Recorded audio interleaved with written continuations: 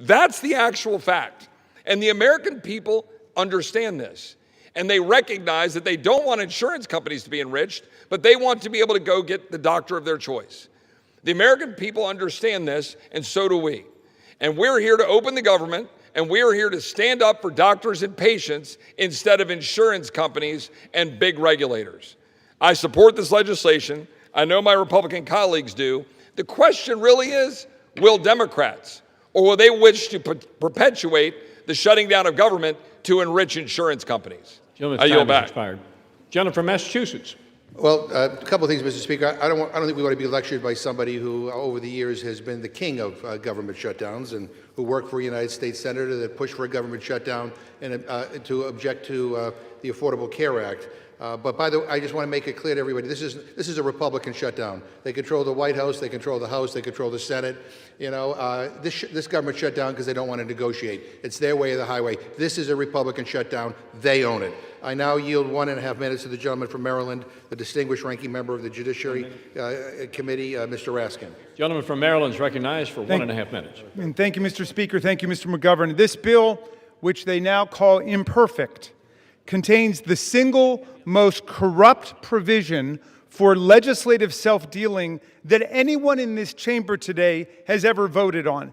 It is such an egregiously corrupt act of legislator self-enrichment and plunder of the taxpayer that not only did every single House Democrat oppose it in the Rules Committee last night, but multiple Republicans were denouncing it. That is, before they were summoned into a side room and instructed to vote for it, which they all proceeded to do. Now they're telling us, vote for it today, and they'll repeal it, well, maybe next week, or maybe the week after that, or maybe before Christmas, they'll repeal it. I've got a solution for you. If you don't like this corrupt provision, don't vote for it today. That will work. This is a great bill.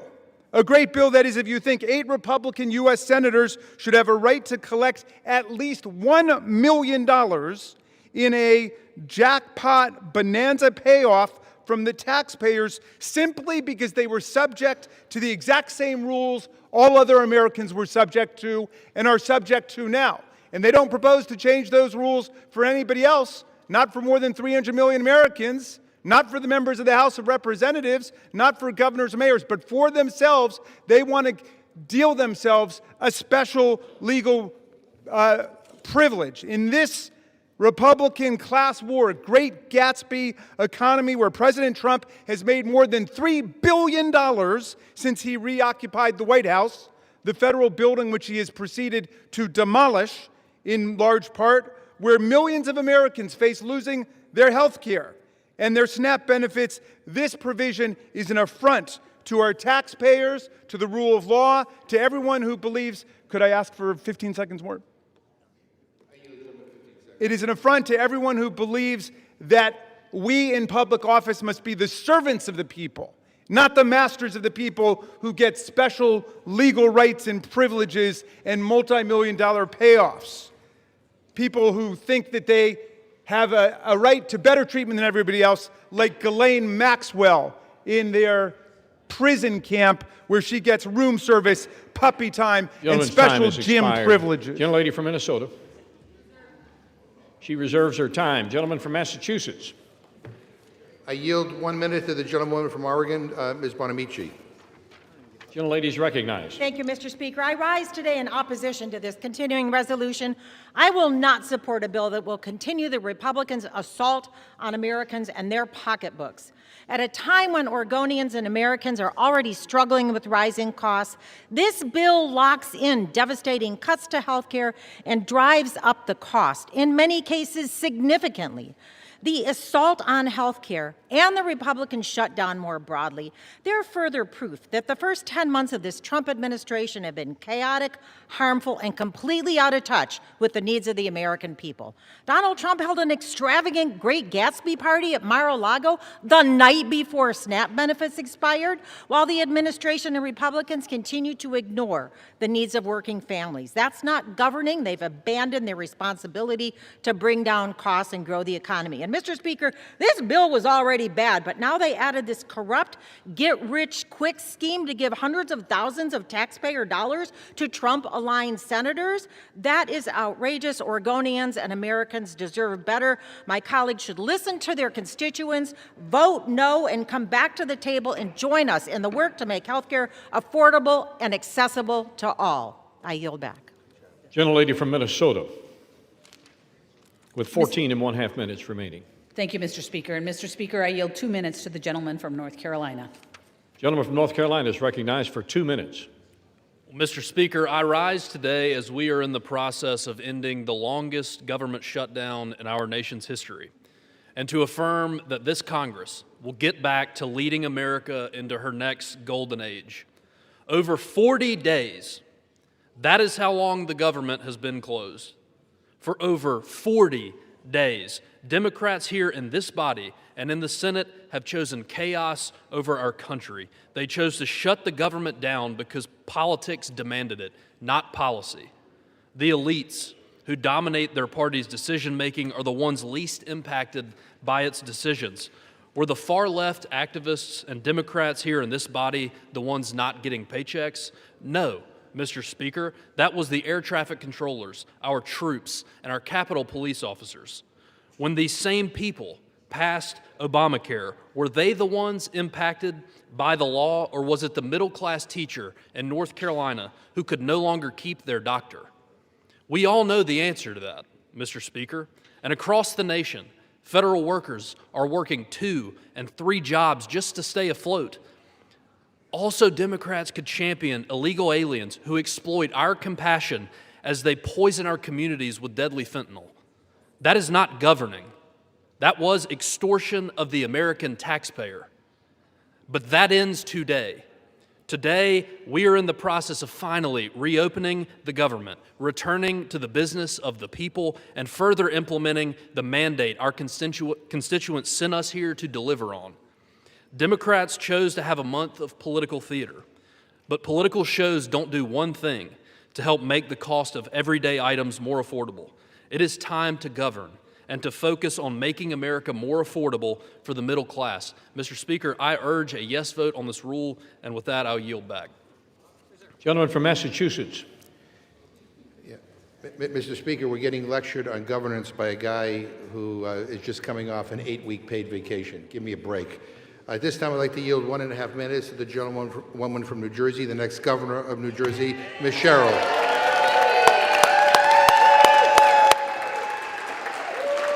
The gentlelady from New Jersey is recognized for 1 1/2 minutes.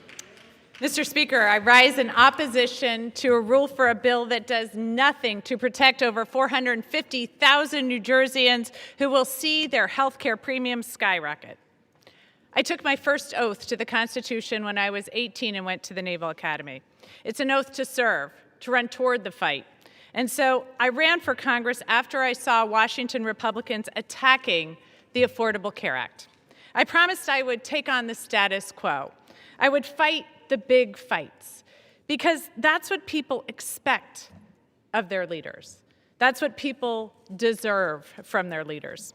And I'm proud of the wins that I've delivered as your representative for New Jersey's 11th District. Capping the cost of insulin and prescription drugs for seniors, funding the Gateway Tunnel, the PACT Act for veterans, flood mitigation projects, delivering for Picatinny Arsenal. You have trusted me, New Jersey, and last week you placed your trust in me again, electing me your 57th governor. So I ran on a similar promise, to take on anyone and stop at nothing to lower cost and build opportunity for everyone. This will be my last speech in this chamber. I intend to submit my resignation next week and turn to protecting all of New Jersey. So my parting message to Jersey is, thank you. To my staff, thank you for your dedication to serving the 11th District of New Jersey. To my colleagues, do not let this body become a ceremonial red stamp from an administration that takes food away from children and rips away health care. 30 seconds. Gentlelady's given another 30 seconds. That rips health care away from people and takes food away from children. to the country, stand strong. As we say in the Navy, don't give up the ship. Thank you, and I yield back.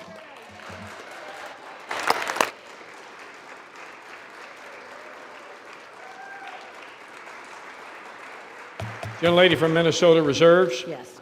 Gentleman from Massachusetts. Mr. Speaker, I yield 1 minute to the gentleman from Rhode Island, Mr. Magazzino. Gentleman from Rhode Island is recognized for 1 minute. Mr. Speaker, House Republicans are back from their 54-day taxpayer-funded vacation. But don't get me wrong, they do know how to work hard. When billionaires wanted tax breaks, they moved mountains to make it happen. When Argentina needed a $40 billion bailout to help Trump's buddy, they moved quickly to make it happen at the White House. But when working people need help, when millions of Americans are seeing their health insurance costs double and triple, and Americans all across this country are feeling like they're going to have to go without health insurance for the first time in their lives because they can't afford it anymore and have to make that terrible decision about which of their family members they're going to cut off of their insurance, House Republicans are nowhere to be found. When Donald Trump's stupid tariffs are raising the price of groceries, the cost of coffee is up 40% over the last year, House Republicans are silent. When working people need help, they are absent. Shameful. So they will work when billionaires need tax cuts, when Argentina needs a bailout, but when working people need relief, they go on a taxpayer-funded vacation. Shameful, Mr. Speaker. Vote no on this budget. Do not cut the health care of the American people, and I yield back. Gentlelady from Minnesota. Thank you, Mr. Speaker, and I yield 1 minute to the gentleman from New York. Gentleman from New York is recognized for 1 minute. The reason we know this is a Democratic shutdown is because of how angry they are that we're about to reopen the government, period. That's all you need to know. In 2023, Jerry Nadler said shutdown is really an extremist policy designed to appeal to an extremist base and hold the whole country hostage. That is exactly what the Democrats have done over the last 43 days. They have held the American people hostage, trying to extract insane things like free health care for illegal immigrants. If they were serious about tackling the health care affordability crisis in this country, then they would address the fundamental problem with Obamacare. Since Obamacare took effect, health care premiums have risen by 96%, and on the open market by 114%.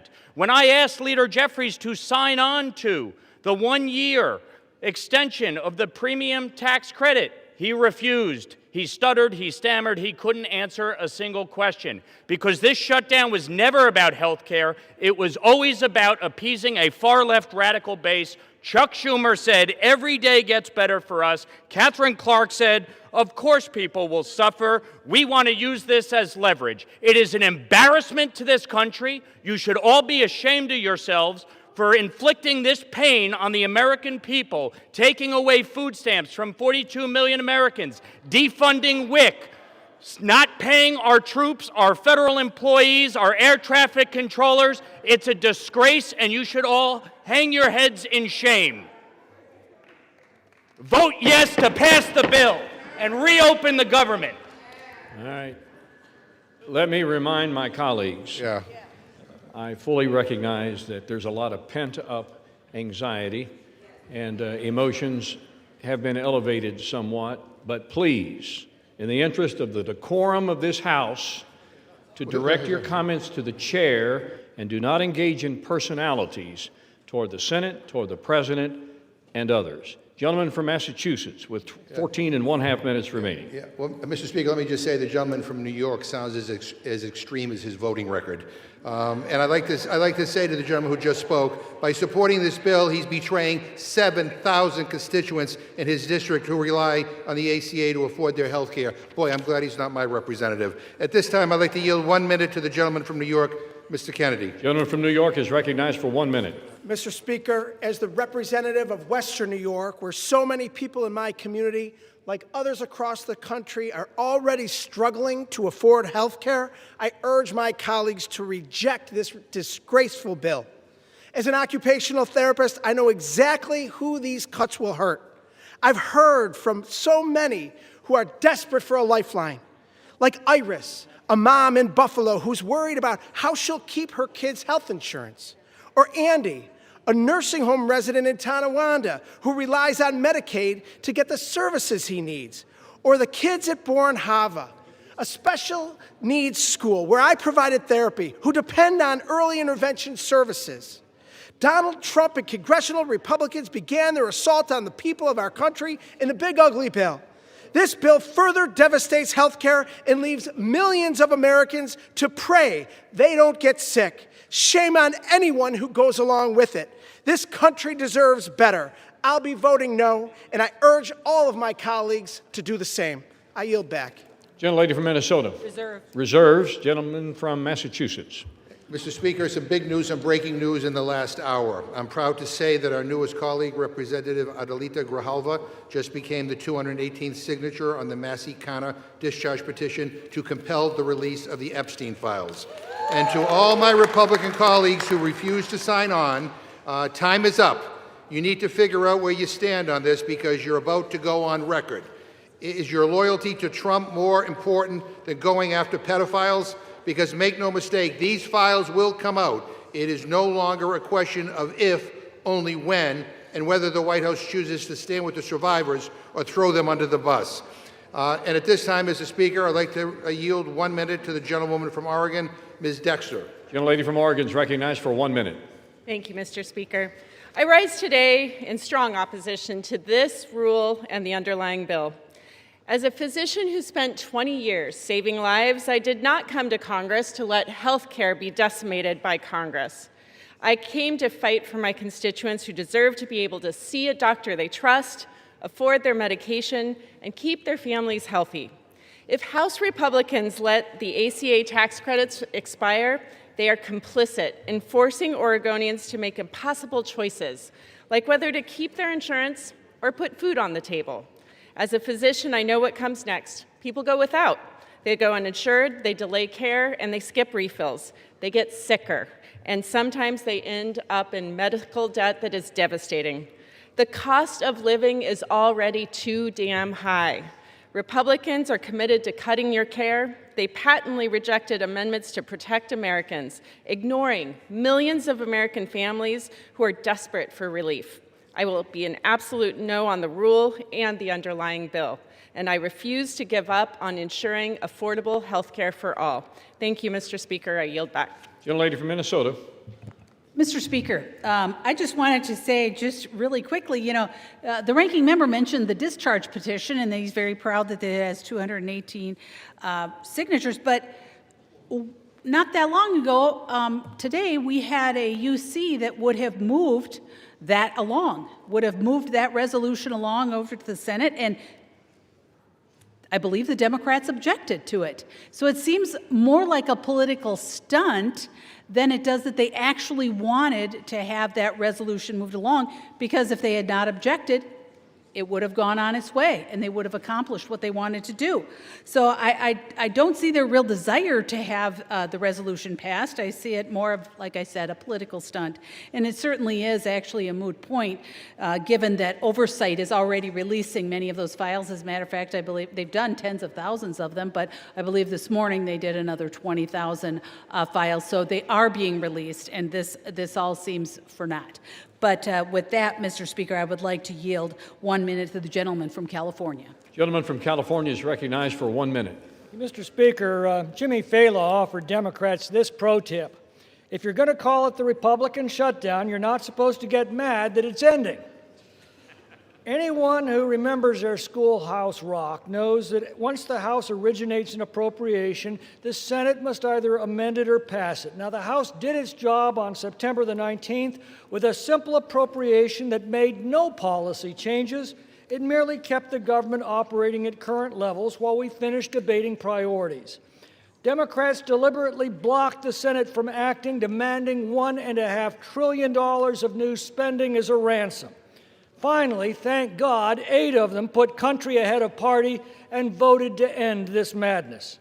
Now, hearing the bitter recriminations from our leftist colleagues, it seems unlikely we'll see much bipartisanship today. But with or without them, we will reopen the government tonight and get back to addressing the challenges that confront our country. I yield back. Gentleman from Massachusetts with 11 minutes remaining on his side, 9 minutes on the majority side. Yeah, Mr. Speaker, I'm surprised that the gentlelady brought up the UC request, but I'm glad she did because I want the record to be clear. I didn't hear any objection on the floor. The Republican chair basically ruled it as an improper UC request, and so that is why it didn't move forward. And I would, but I do know this because I'm on the Rules Committee. And I do know the gentlelady time and time and time and time again voted against releasing the Epstein files. And I know my Republican friends are hoping that they don't have to go on record because they don't want to get Trump upset at them. But the bottom line is every single Republican will go on record, and you will have to make clear whether you're on the side of a pedophile or whether you're on the side of the victims. Gentleman from Massachusetts is reminded to direct his comments to the chair, please. Thank you, You may Mr. continue. Chair. You now yield 1 minute to the gentlewoman from Washington, Ms. Jayapal. Gentlelady from Washington is recognized for 1 minute.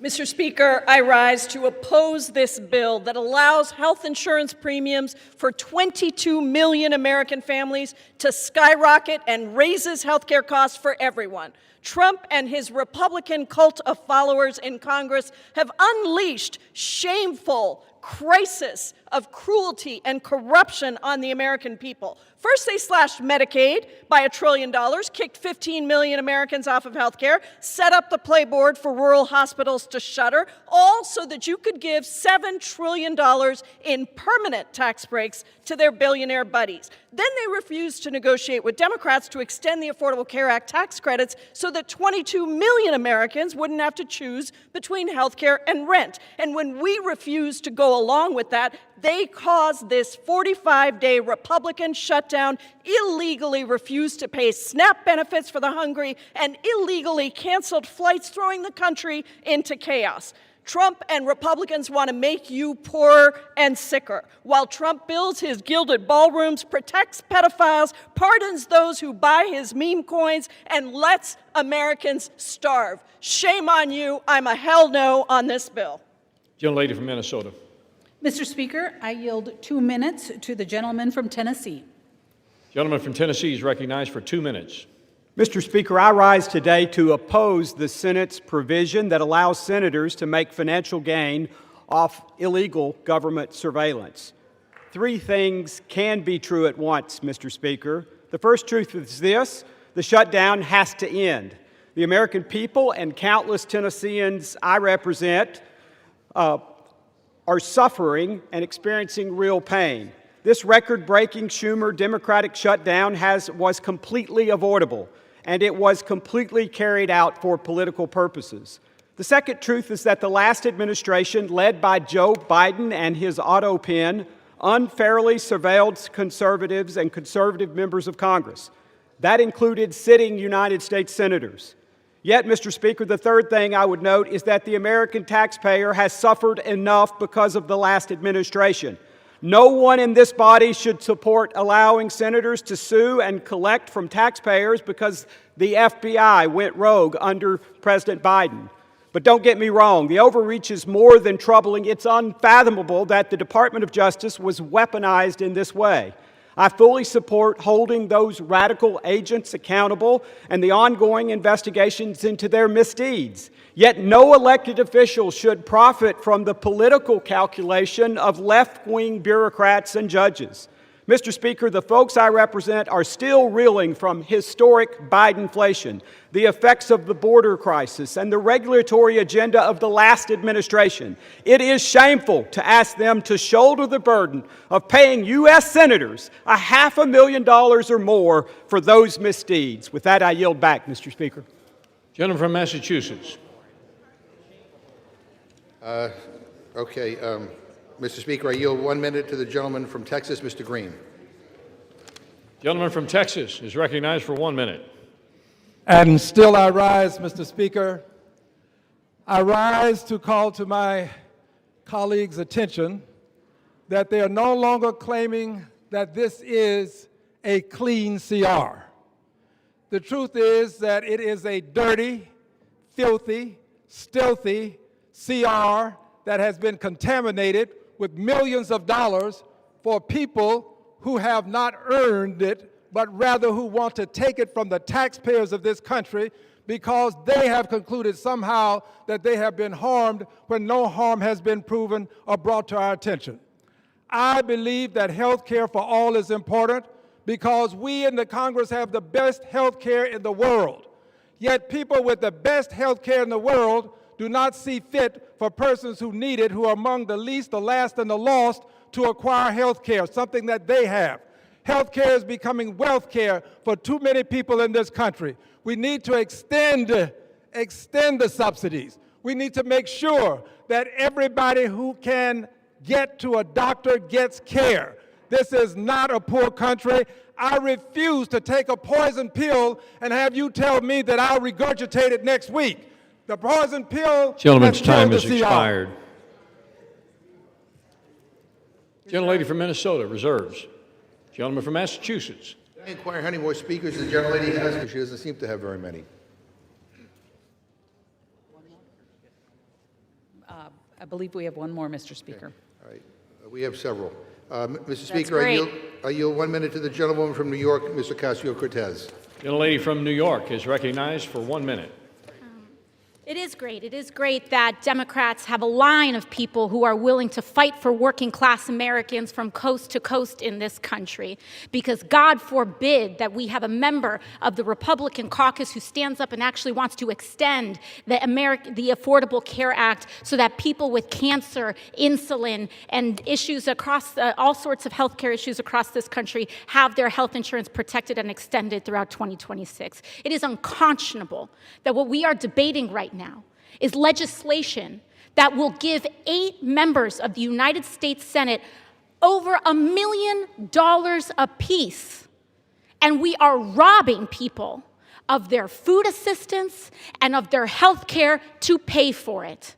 How is this even on the floor? How can we, as members of Congress, Republican or Democrat, vote to enrich ourselves by stealing from the American people? That is what this legislation does. In fact, Senator Graham just went before the press earlier today saying he was going to seek well over $1 million from the American people from this. We cannot support it, and we cannot stand for it. Thank you. Gentlelady's time has expired. Gentlelady from Minnesota. Thank you, Mr. Speaker. And I just wanted to point out to some of my colleagues that, you know, the Democrat government shutdown stopped the SNAP benefit. So if they were very concerned about those, about making sure that people had their nutritional assistance, they wouldn't have shut down the government, because that is what caused it. And with that, Mr. Speaker, I yield 1 minute to the gentleman from Texas. Gentleman is recognized for 1 minute. Thank you, Mr. Speaker. It was great to hear from the new leader of the Democrat Party, Mrs. Alexandria Ocasio-Cortez. Unfortunately, we didn't also get to hear from their other leader, Mr. Zoran Mamdani. Mr. Speaker, I'm going to be proud this evening to vote to reopen the federal government. House will be in order. Mr. Speaker, for 40 days, the Democrats shut our government down to pursue unrealistic policy proposals that they know the American people do not want. Mr. Speaker, the American people do not want health care for illegal aliens. They do not want our tax dollars funding left-wing media outlets, and they do not want to drive up our debt $1.5 trillion as part of a short-term continuing resolution. Mr. Speaker, the last 40 days have been nothing but pure political nihilism, and I'm glad that this nightmare is over so that we can get back to work on behalf of the American people. Thank you, Mr. Speaker. I yield back. Gentleman from Massachusetts. Gentleman from Massachusetts. I reserve. Gentleman reserves his time. Gentlelady from Minnesota. Reserve. Reserves. Who seeks time? Well, Mr. Speaker, let me first of all just say to the gentlelady, this is Republican shutdown. It didn't need to happen.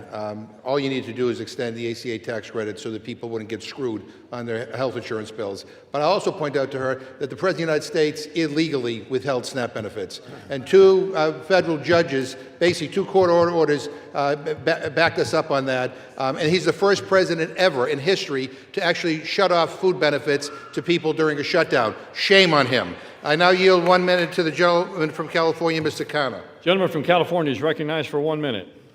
Thank you, Mr. Speaker. Mr. Speaker, our country is at a moral crossroads.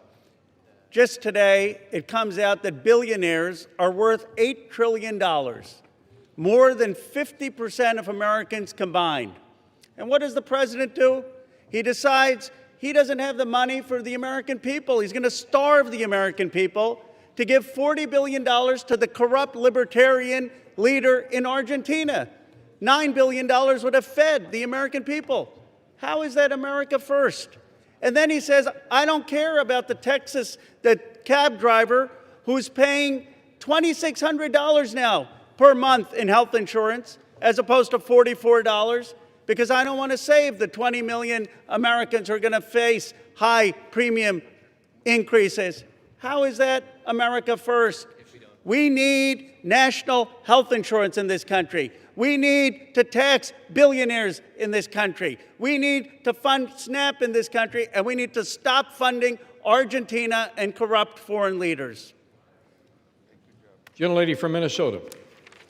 Thank you, Mr. Speaker. And I just wanted to address for just a second the health care issue that the Democrats continue to bring up and act like this had anything to do with everyone in the country's premiums, because we are talking about the COVID era Affordable Care Act's COVID era subsidies.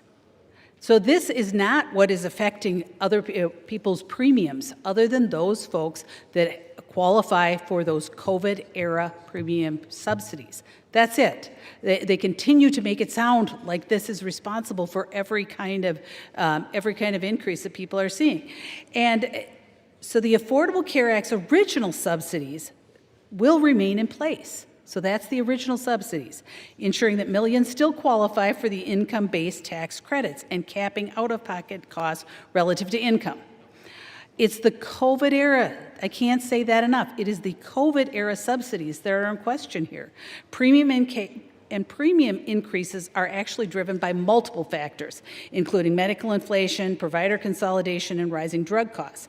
But to actually reduce premiums, that's what we must address. And we must have comprehensive discussions about that, not just political theater and sound bites. We have to actually sit down and have those discussions, and that's what getting the government back open will do. I reserve. Gentlelady reserves her time. Gentleman from Massachusetts. Mr. Speaker, the ACA polls at 65%. Donald Trump is at 37%. I now yield 1 minute to the gentlewoman from Massachusetts, Ms. Presley. Gentlelady from Massachusetts is recognized for 1 minute. Mr. Speaker, I rise today on behalf of every elder who can't afford their prescription, every parent who went to work hungry so their child could eat. In the United States of America, there is no lack of resource, only a deficit of empathy, political will, and courage. At its best, government is a backstop, a compassionate steward of the public good. At its best, government catches people when they stumble in a moment of hardship. At its best, government does right by the people, all the people. Struggle does not discriminate, Mr. Speaker. Hardship is not a character flaw and has zero to do with work ethic. Every single person is one diagnosis, one layoff away from hardship. Life can change at an instant. What we are bearing witness to is not only a lack of political courage, but it is a fundamental betrayal of the people. Incompetence and indifference to the suffering of our constituents and our neighbors. The shame and the sham of it all. Any member of Congress who would vote to deny a child a meal or medication, it is child abuse and neglect. I ought to file a 51A on you for that. Every person in this chamber, every person in our country has lost a loved one to cancer, and yet you would vote to deny people life-saving cancer treatment and research. Republicans control the House, the Senate, and the White House, and with the majority, you have chosen to enact harm to make people hungrier, poorer, sicker, and less safe. The shame and the shame of it all. You, the people, deserve better. We, the people, deserve better, and I won't stop fighting until you get it. Gentlelady from Minnesota. Mr. Speaker, Prepared to close. Gentlelady's prepared to close. She has 4 minutes remaining. Gentleman from Massachusetts. Yeah, I'm not. So I'd like to yield 1 minute to the gentleman from Wisconsin, Mr. Pocan. Gentleman from Wisconsin is recognized for 1 minute. Thank you, Mr. Speaker. Yes, the federal government will officially reopen with the House vote today, but here's what won't happen. We won't protect the 22 million people paying more for the Affordable Care Act, or the 15 million people losing their health care outright due to Republican actions in the big ugly law, nor will we stop the health care rate increases for everyone in this country. And we won't be restoring food assistance today for millions of Americans who benefit from SNAP because House Republicans voted to cut the #1 program that keeps kids and seniors out of poverty by over $180 billion. Nor will we be able to roll back the tax cuts for billionaires and your GOP donors that you funded by gutting those health care and food programs. But I sure hope you're tanned and rested after your 8-week paid vacation, because you're going to need it. Democrats are going to continue fighting every single day for people's health care and food benefits, and we're going to be on you day after day until we get it done. Vote no. I yield back. Gentleman yields back his time. Gentlelady from Minnesota. I'm prepared to close, Mr. Speaker. Gentleman from Massachusetts. I'm not quite yet, so I yield 1 minute to the gentleman from Maryland, Mr. Olszewski. Gentleman from Maryland is recognized for 1 minute. Mr. Speaker, this funding deal is why Americans have lost faith in Congress. It does absolutely nothing to address the crushing cost of health care and what amounts to a massive tax hike on working families. It does absolutely nothing to stop President Trump from canceling the very funding we would provide, something he's already done again and again. But here's what it does. It allows senators to write themselves, and only themselves, million-dollar checks because their phone records were legally subpoenaed, checks paid for by American taxpayers. It's corruption at a whole new level. With bribery and insider trading, someone breaks the law. Here, Congress is writing a law that protects and funds corruption. It's brazen and disgusting in an effort to legalize corruption. And anyone who votes for this CR is complicit in that corruption. If government still belongs to the people and not the powerful, we must reject this self-serving scam. I yield. Gentleman yields back his time. Gentlelady from Minnesota still prepared to close. Gentleman from Massachusetts with 2.5 minutes remaining. So I'll close, Mr. Speaker, for our side. Mr. Speaker, I don't have enough time to rebut all the absurd claims made by the other side. Suddenly, they all have an opinion on health care. They had a decade to come up with a plan, and they came up with nothing. But I'm glad they finally acknowledged that this is a dirty CR that shovels millions of dollars into the pockets of Republican politicians. They hate this bill so much that they're all going to vote for it. They say that we shut the government down. Really? The last time I checked, Republicans are in charge around here. We heard for months about their mandate. They control the House, the Senate, and the White House. They have a duty to keep the government open, and they failed. They did not have the votes. They refused to negotiate with us because we wanted to help regular people instead of billionaires. And now they want to blame us for the consequences of their own actions? What the hell is wrong with them? Give me a frigging break. America is the richest country in the history of the world. We are blessed with an abundance of so much. There should not be an affordability crisis. Every single person in this country should be able to have a good job, a living wage, affordable food and health care, and have a shot at a better future. That's what I'm fighting for. That's what we're fighting for. That's how I want to make America great. That's the Democratic vision for what this country could be. And from a moral perspective, from a set of values, we believe it is immoral to have a system that gives so much to just a few billionaires while depriving so many of the basic things they need to live a good life. And it is clear to me after this debate that Republicans do not share those same values. And I'm going to fight like hell. We are going to fight like hell because I believe in America. We believe in America. And we believe that the hopes and the dreams of the American people will prevail. And with that, I yield back. Gentleman yields back his time. Gentlelady from Minnesota with 4 minutes remaining to close. Thank you, Mr. Speaker. And as we wrap up this debate, I want to take a moment to cut through the noise from our colleagues, the noise. from our colleagues on the left. Instead of focusing on the legislation before us, they're resorting to fear tactics and tossing out false claims about what this shutdown is really about. The CR would have kept the government open to continue and finish the appropriations process. And yet, the Democrats refused and instead chose to shut down the government. And you know, my colleague mentions values. Democrats claim that our values are different, and Democrat Whip Clark said, of course there will be families that are going to suffer, but it is one of the few leverage times we have. So if that's the values they're talking about, I don't share those values. I won't make the American people suffer, whether it be their SNAP payments, whether it be keeping air traffic controllers paid, whether it's paying our troops. Making the American people suffer is not the values that I share. And for the record, Republicans did not cause this shutdown, and we've not been on vacation. I've been splitting my time between D.C. and the district, as I mentioned before, meeting with constituents in both, meeting with federal agencies, hosting a teletown hall, and I know how hard my Republican colleagues have been working for their constituents and the American people. It was the Democrats who shut down the government when they refused to support a clean CR that would have kept the lights on and protected critical services. And now it's the Democrats who continue to shift the blame. Now, getting back to the issue at hand, let's talk about what this bill actually does.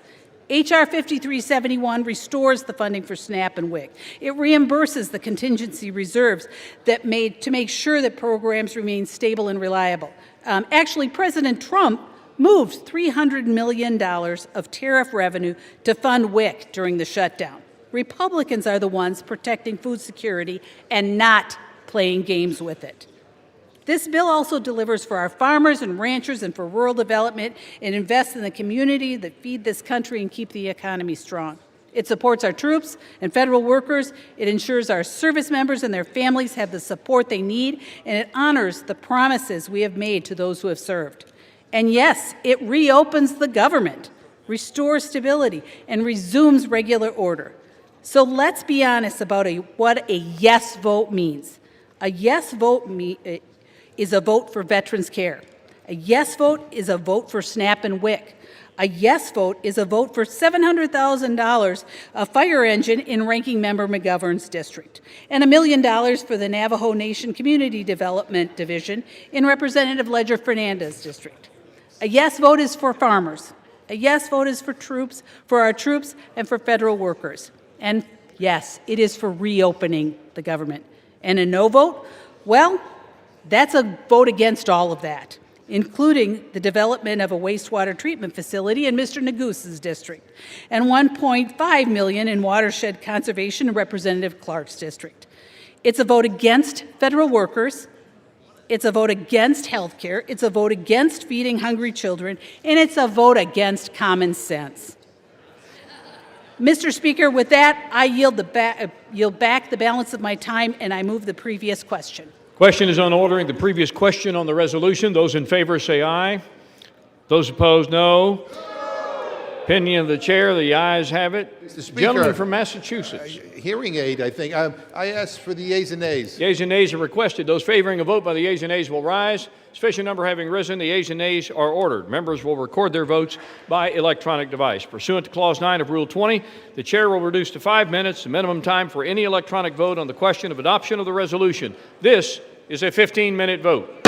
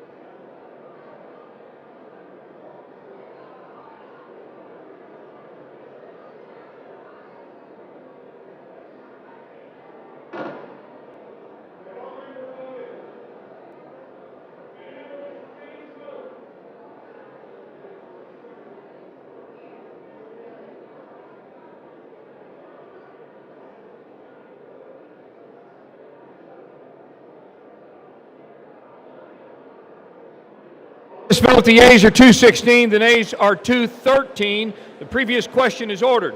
Question is on the adoption of the resolution. Those in favor say aye. Those opposed, no. Opinion of the chair, the ayes have it. Mr. Speaker, I ask for recorded vote. Recorded vote is requested. Those favoring a recorded vote will rise. Sufficient number having risen, a recorded vote is ordered. Members will record their votes by electronic device. This is a 5-minute vote.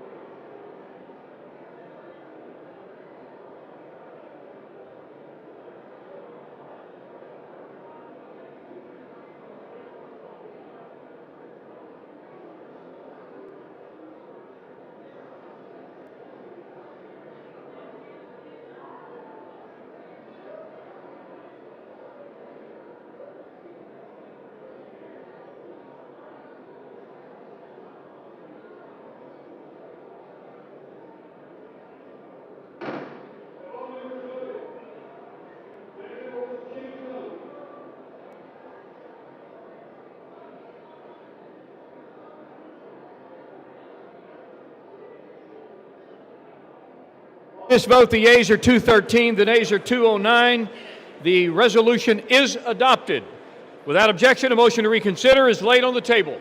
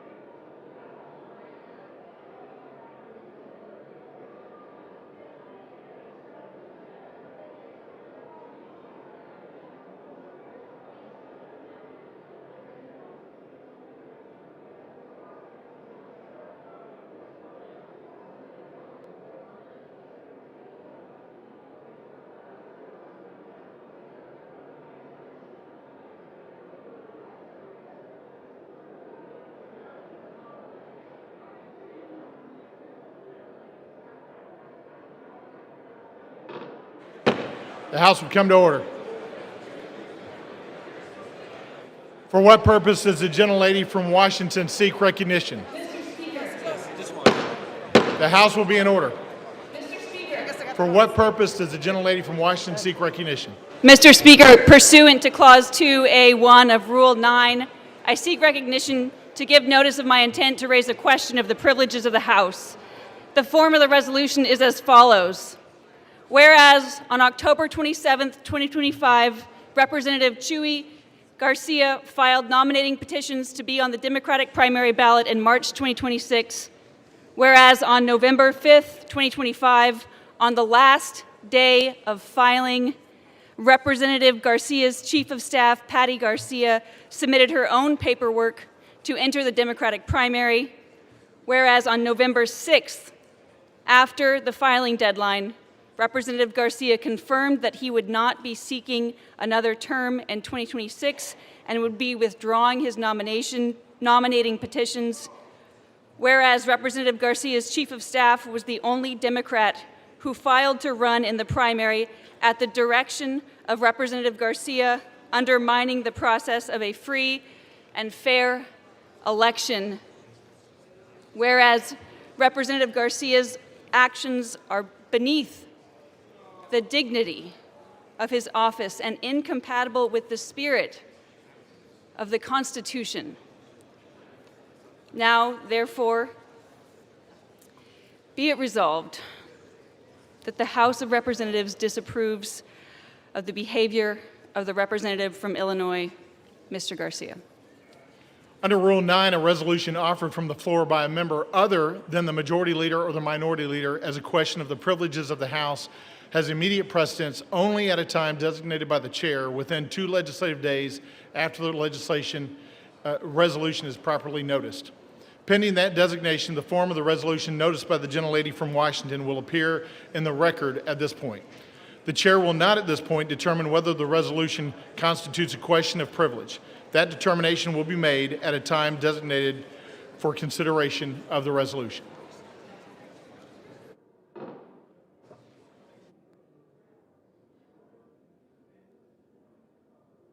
The House will be in order.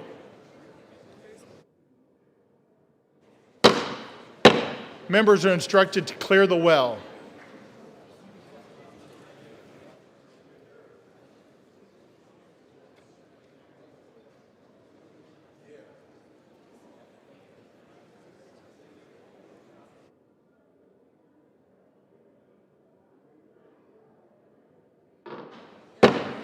The House will be in order and members will clear the well. For what purpose does the gentleman from Illinois seek recognition? Mr. Speaker, pursuant to House Resolution, I'm sorry? Who did?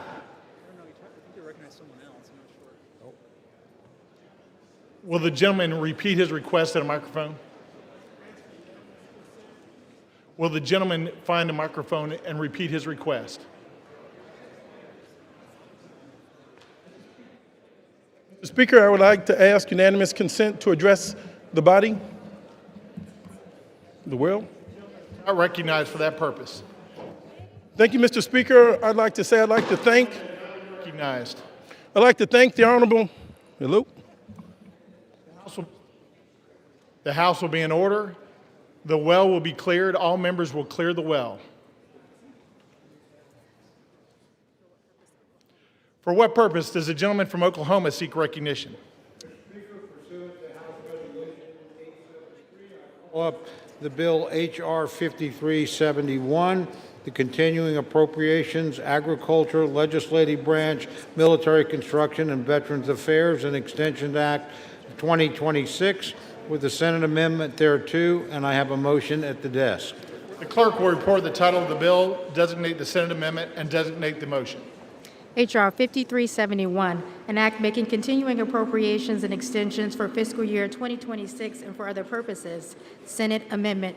Mr. Cole of Oklahoma moves that the House concur in the Senate amendment to H.R. 5371. Pursuant to House Resolution 873, the motion shall be debatable for 1 hour, equally divided and controlled by the chair and ranking minority member of the Committee on Appropriations or their respective designees. The gentleman from Oklahoma, Mr. Cole, and the gentlelady from Connecticut, Ms. DeLauro, each will control 30 minutes. The chair now recognizes the gentleman from Oklahoma. The House will be in order. The gentleman is recognized. Thank you, Mr. Speaker. Mr. Speaker, I ask unanimous consent that all members have 5 legislative days to revise and extend their remarks and include extraneous material on the measure under consideration. Without objection, so ordered. The House will be in order. All members are instructed to take their conversations outside.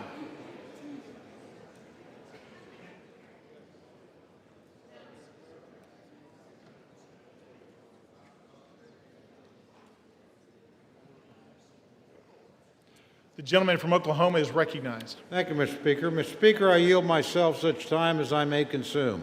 The gentleman is recognized. Thank you. I rise today in support of the Continuing Appropriations, Agriculture, Legislative Branch, Military Construction and Veterans Affairs, and Extension Act of 2026. History reminds us, Mr. Speaker, that shutdowns never change the outcome. The only cost is paid by the American people. Over the last 43 days, the facts did not shift, the votes required did not shift, the path forward did not change. The only thing that did move was the level of pain Democrats inflicted on the nation. For 6 long weeks, Americans have paid the price for a shutdown they neither caused nor deserved. The pain has been all too real for far too many Americans, including families struggling without paychecks, seniors on the brink of hunger and food assistance lapse, airports in chaos, the communities bracing as programs that they rely on were stalled or stopped altogether. And with yesterday being Veterans Day, we especially reflect on the impact of this shutdown on those who served our nation, past and present. Our military families were left wondering if they would be paid. Thanks to President Trump, they were. Yet this is not how the greatest nation in the world should function. Today, that changes. The legislation before us reopens the government, restores critical services, and puts an end to the needless hardship Democrats have inflicted on the country.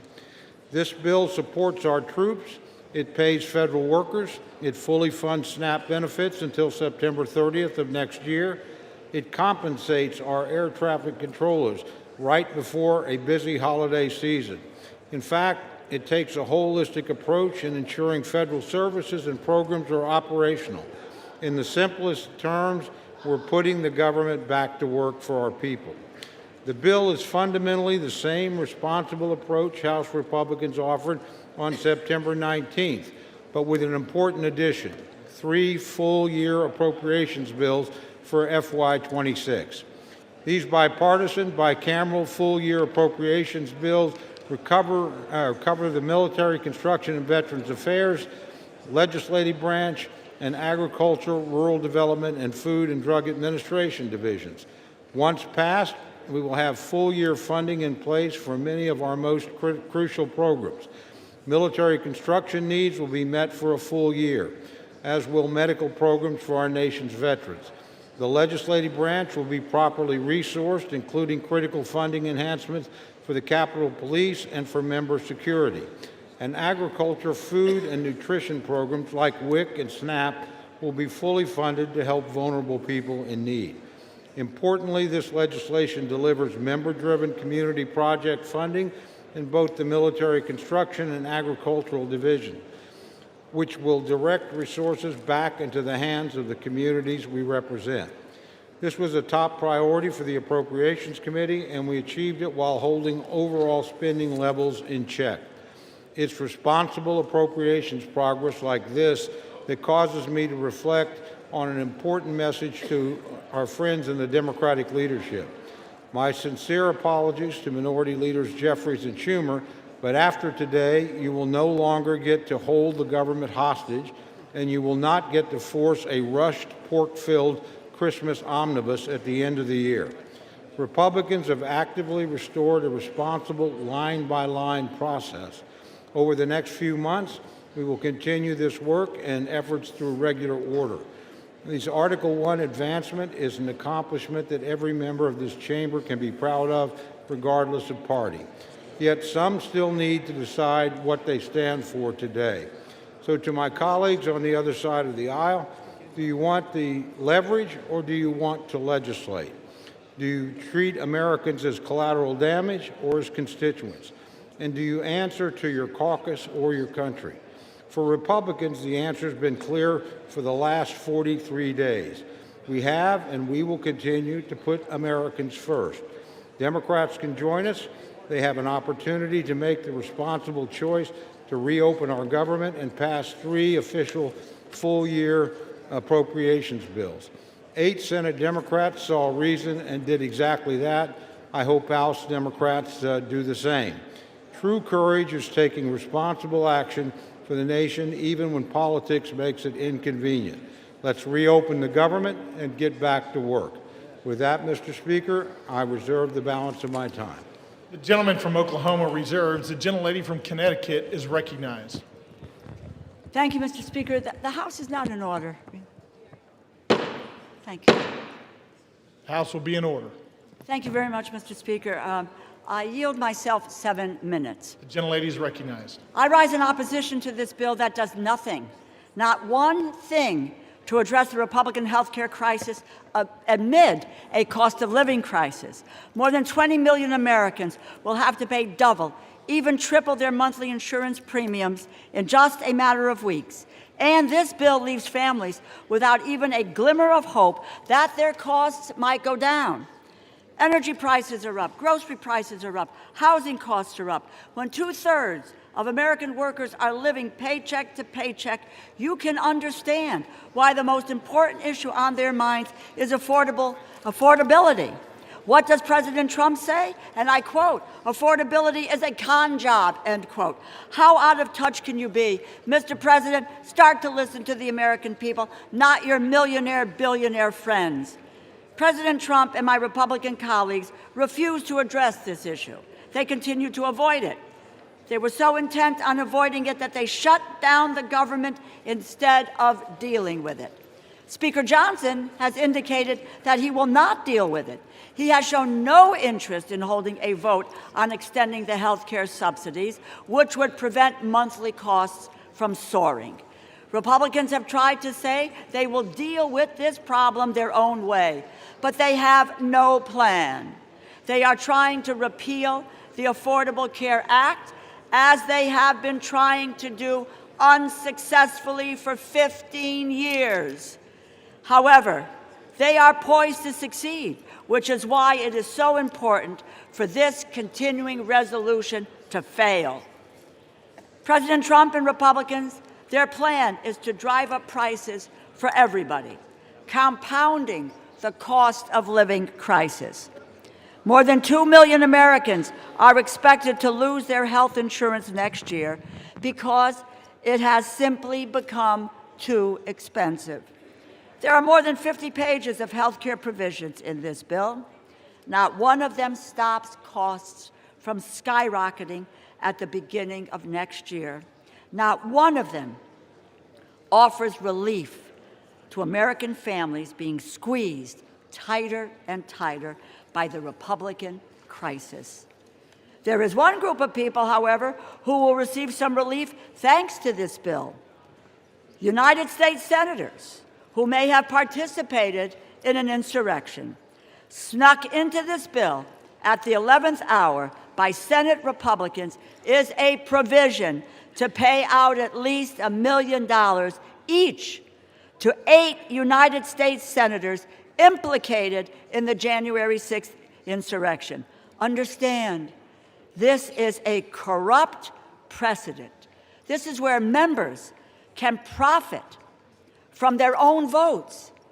It's the fleecing of the American people, which they get and understand. At the same time, this bill excludes a provision that will order a plaque to be hung that honors the police officers who put their lives on the line to defend our democracy from that same insurrection. What a contrast. It is yet another instance of this administration's shameless corruption that is financially ruining American families. While there is $230 million for the president to pay himself from the Department of Justice, $8 million for some of his closest Senate allies, $200 million for a pair of private jets for the Department of Homeland Security Secretary, $40 billion to Argentina, the American people are left with nothing but higher costs. This bill also fails to fully cover the Toxic Exposure Fund, which was created to support veterans exposed to burn pits and Agent Orange. We made a promise to stand by the men and women who served our country in uniform. This bill does not live up to that promise. You know, Republicans need to stop taking photographs with veterans and then vote against their health care. Those who lead in the appropriations process here believe in the constitutional power of the purse.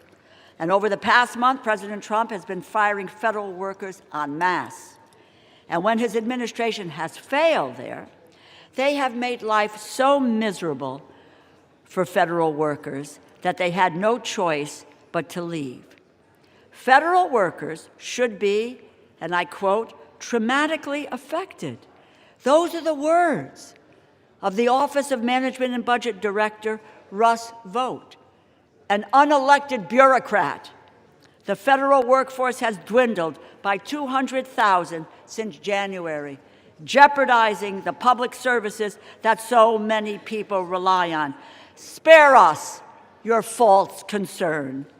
And since January, This administration has been stealing from our communities, withholding as much as $410 billion in funding approved by Democrats and Republicans, House, Senate, signed into law, and they are illegally blocking authorized funds from being distributed.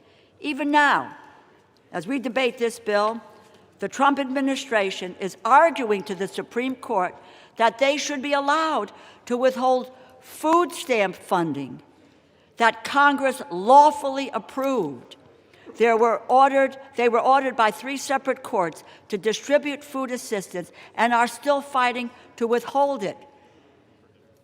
It is not connected to opening this government. They have the money. They have it now for food stamps. They just refuse to use it. Imagine using food as a political weapon, unspeakable and immoral. It seems like their only plan is to strip children of food assistance while kicking their parents off their health insurance. They have demonstrated that that is who they are. These are their true colors. You cannot expect Democrats to go along with any bipartisan funding deal if that agreement can be undone with a party line vote. Congress must assert its authority over the power of the purse. I encourage my colleagues to vote no, and I reserve the balance of my time. The gentlelady reserves. The gentleman from Oklahoma is recognized. Thank you, Mr. Speaker. Mr. Speaker, I yield 1 minute to our distinguished majority leader, the gentleman from Louisiana, Mr. Scalise. The gentleman from Louisiana is recognized for 1 minute. Thank you, Mr. Speaker, and thank my friend, the Chairman of the Appropriations, Mr. Cole from Oklahoma, for not only yielding, but for bringing this important bill to the floor. Our appropriators worked tirelessly to negotiate a multi-bill package that is part of this bill to reopen the government. And we never should have been here, Mr. Speaker. We tried as Republicans over a month ago to prevent a government shutdown. We had a vote here on the House floor. 99% of Republicans voted to keep the government open, and 99% of Democrats voted to shut it down.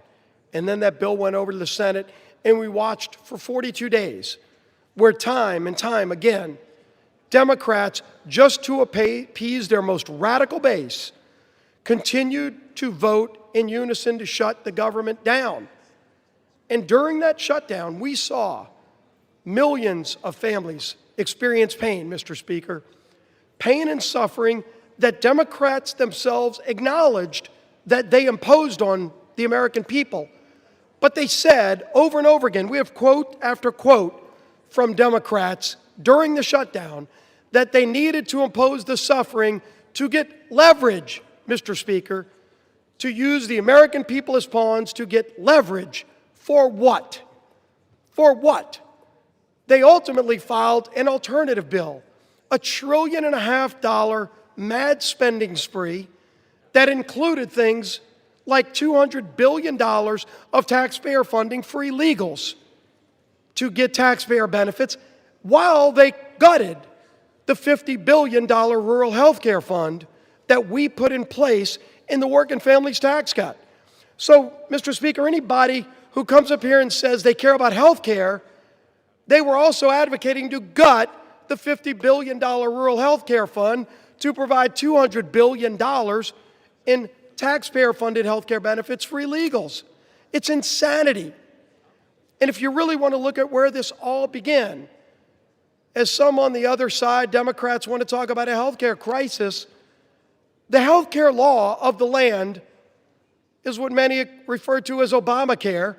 But let's remember the original name that Democrats gave that bill when they created it. They called it the Affordable Care Act. The Affordable Care Act. Only Democrats voted for it. Republicans knew it was going to be anything but affordable. It was going to interfere with the doctor-patient relationship. And unfortunately, it's done that. But if you want to talk about affordable, and maybe the only other bill that's more laughable in its name is the Inflation Reduction Act. Yeah, that's another product brought to you by Democrat-only votes. The Inflation Reduction Act, which ushered in the inflation under Joe Biden that we're still trying to shake today. But the Affordable Care Act, Mr. Speaker, since it started, Americans have seen over 80% increases in their health care costs because of a Democrat-created bill that they want to now blame on Republicans. I understand why they would want to try to now pawn that off on somebody else. But then if you look over time, during COVID, they created a temporary relief fund, not to individuals, Mr. Speaker, but to insurance companies. Democrats created a temporary, they called it temporary in the law, temporary COVID relief tax credit to insurance companies to bail out big insurance companies who are seeing record profits, and that's now what they want Republicans to renew. A insurance company bailout that Democrats created to be temporary.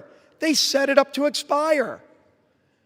And now they're saying that the world's going to end if that insurance company bailout doesn't get renewed.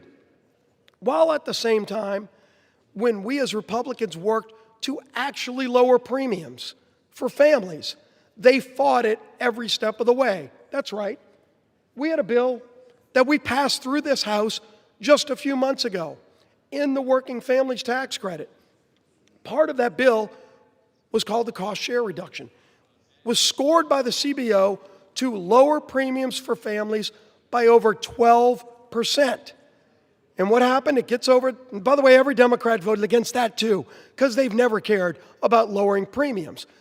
Then that bill gets over to the Senate. Senate Democrats worked overtime to get that provision removed. And if you go look at Senate Democrat Budget Committee website, they still brag that they removed that provision that would have lowered premiums for families. So, absolutely, Republicans have worked and will continue, by the way, to work to lower premiums for families, but make no mistake, the high premiums that everybody faces today are a result of the inaptly named Affordable Care Act and the many failures associated with it. But this bill today is about ending the misery Democrats created on families. That is just about funding the government, not about solving other problems that we should be working to solve, but about getting the government back open while not holding the American people hostage. And that, Mr. Speaker, is what has disgusted the American people most during this shutdown. That should have never happened, but it's that it has caused real suffering for American families. Our men and women in uniform that had to wonder whether or not they're going to get paid. Air traffic controllers who already had a highly stressful job and then had to show up for work without getting paid. Multiple paychecks missed. Now you're seeing, because a lot of those air traffic controllers have to go work jobs as Uber drivers.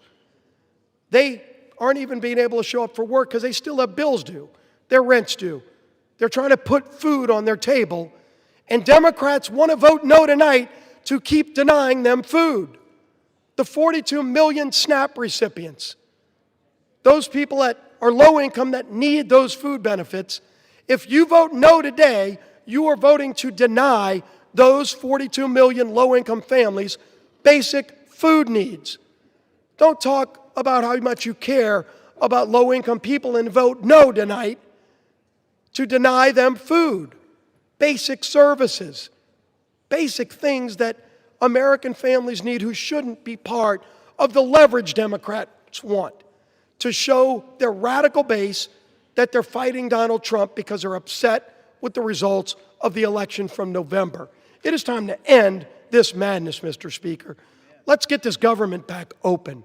Let's go negotiate our differences, which are many, but let's do it while not continuing to hold the American people hostage. I urge my Democrat colleagues who have voted relentlessly to shut this government down and to impose this suffering on the American people to stop.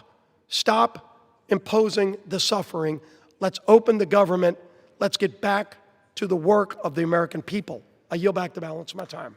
The gentleman from Louisiana yields back. Does the gentleman from Oklahoma reserve? I do, Mr. Speaker. The gentleman reserves. The gentlelady from Connecticut is recognized. I remind the majority leader that a 60-year-old couple earning $82,800 per year, annual premiums will rise by over $17,000, a 255% increase. It now gives me great pleasure to yield 3 minutes to the gentleman from Georgia, the distinguished ranking member of the Agricultural and Rural Development Subcommittee, Mr. Bishop. The gentleman from Georgia is recognized for 3 minutes. Thank you, Ranking Member DeLauro. As Ranking Member of the Agriculture, Rural Development, and FDA Subcommittee, I rise to oppose this bill, though it does represent, for the most part, solid bipartisan work to provide investments in agriculture in rural America. I am disappointed that the rest of it falls far short of the needs of most Americans. Healthcare providers and patients are frustrated and frightened by the imminent skyrocketing of healthcare costs caused by the loss of the ACA tax credits and cuts to Medicaid, Medicare, and life-saving biomedical research. My constituent, Angela Holmes, is unable to walk without debilitating pain. She's worried that without tax credits, she won't be able to afford health insurance to complete the multiple back surgeries she needs. For many Georgians, health care is a matter of life and death. Our Republican colleagues could have corrected this in the Rules Committee, but they rejected an amendment last night that would have lowered health premium costs. To me, that's unconscionable. So are the administration's actions during the shutdown. As a Christian, I'm outraged that USDA used the shutdown to illegally withhold SNAP from 42 million Americans. USDA had the chance to do the right thing and use designated contingency funds, but rejected it. And when ordered to do so by the courts, they fought all the way to the Supreme Court to keep hungry families from receiving food. America produces the highest quality, safest, most affordable, and abundant food, fiber, and medicine anywhere in the world. To that end, this bill provides many welcome investments. It fully funds SNAP and WIC, replenishes the SNAP and WIC contingency funds, and fully funds cash value vouchers for fruits and vegetables for women and children. It also helps rural America by providing $1 billion in single-family direct home loans, $120 million over the House level, and funding water and wastewater programs at $446 million, both issues that Democrats tried to address in full committee.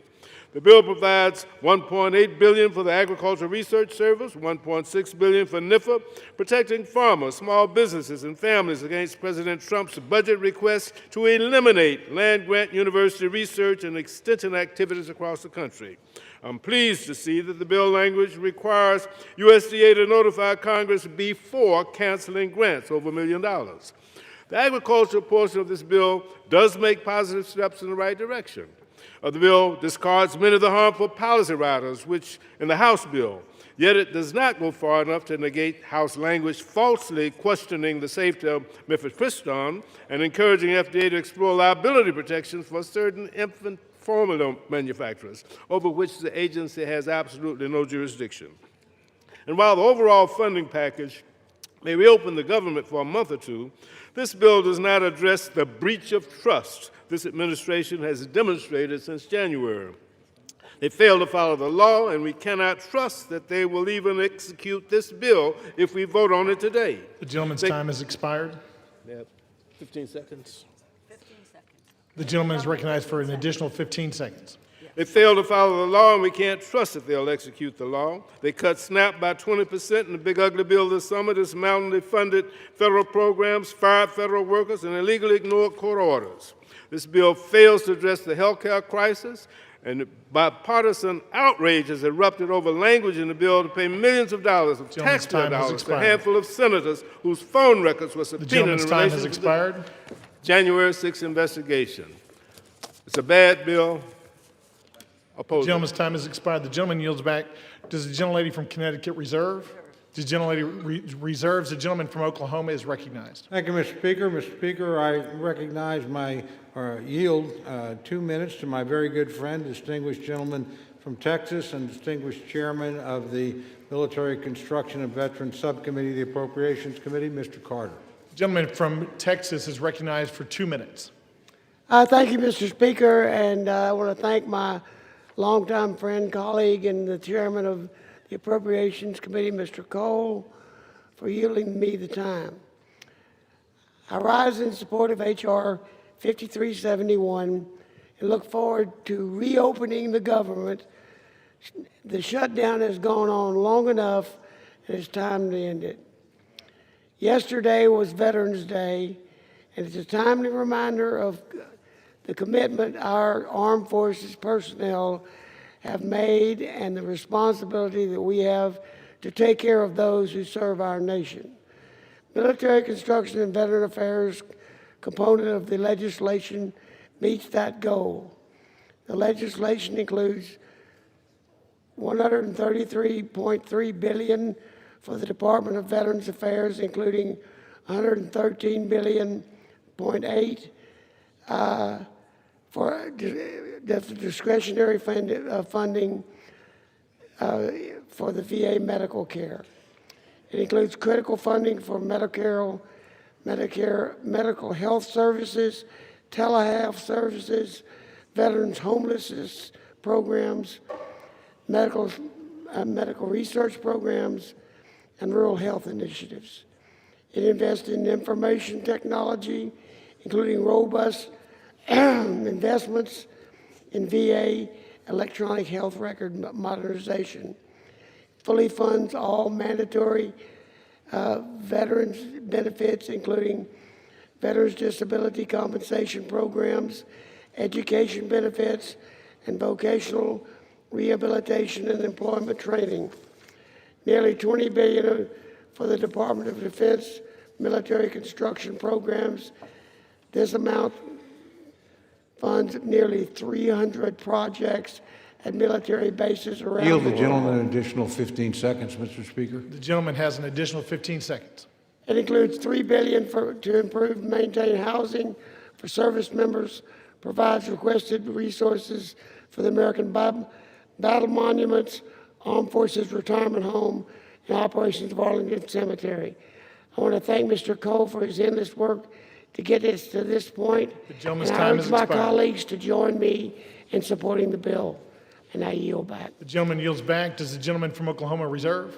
The gentleman reserves. The gentlelady from Connecticut is recognized. Mr. Speaker, I yield 3 minutes to the gentlewoman from Florida, the distinguished ranking member of the Military Construction and Veterans Affairs Subcommittee, Ms. Wasserman Schultz. The gentlelady from Florida is recognized for 3 minutes.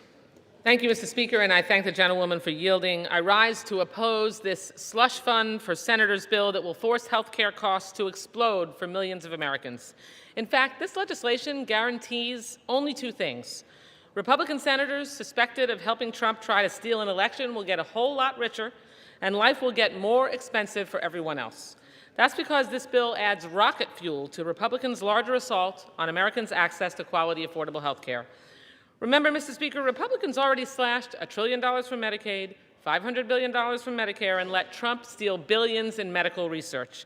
But with this bill, Republicans dump massive health care price hikes on struggling Americans. Millions will be priced out of any coverage at all, which will drive coverage costs up and health services down for all of us. It's a health budget nightmare for America's families and a slush fund lottery win for 8 Republican senators. Because the one thing that we can all agree on, unless you're Jeffrey Epstein's best friend in the White House, is that the cost of living is out of control. Rent, home insurance, and electric bills are all soaring. The cost of beef, coffee, and vegetables just keep climbing. People are really struggling to get by. Yet Donald Trump continues to block SNAP benefits to 42 million struggling seniors, patients, and veterans.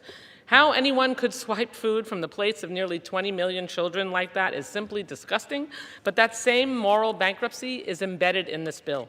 This bill unleashes huge health insurance hikes on 203,000 people in my district alone, and 82,000 people will lose coverage altogether due to the impact of the big ugly law and soaring ACA prices. Worse, this bill also reneges on our commitment to veterans. As the ranking member of the Military Construction and Veterans Affairs Appropriations Subcommittee, I take our promises to veterans personally and seriously.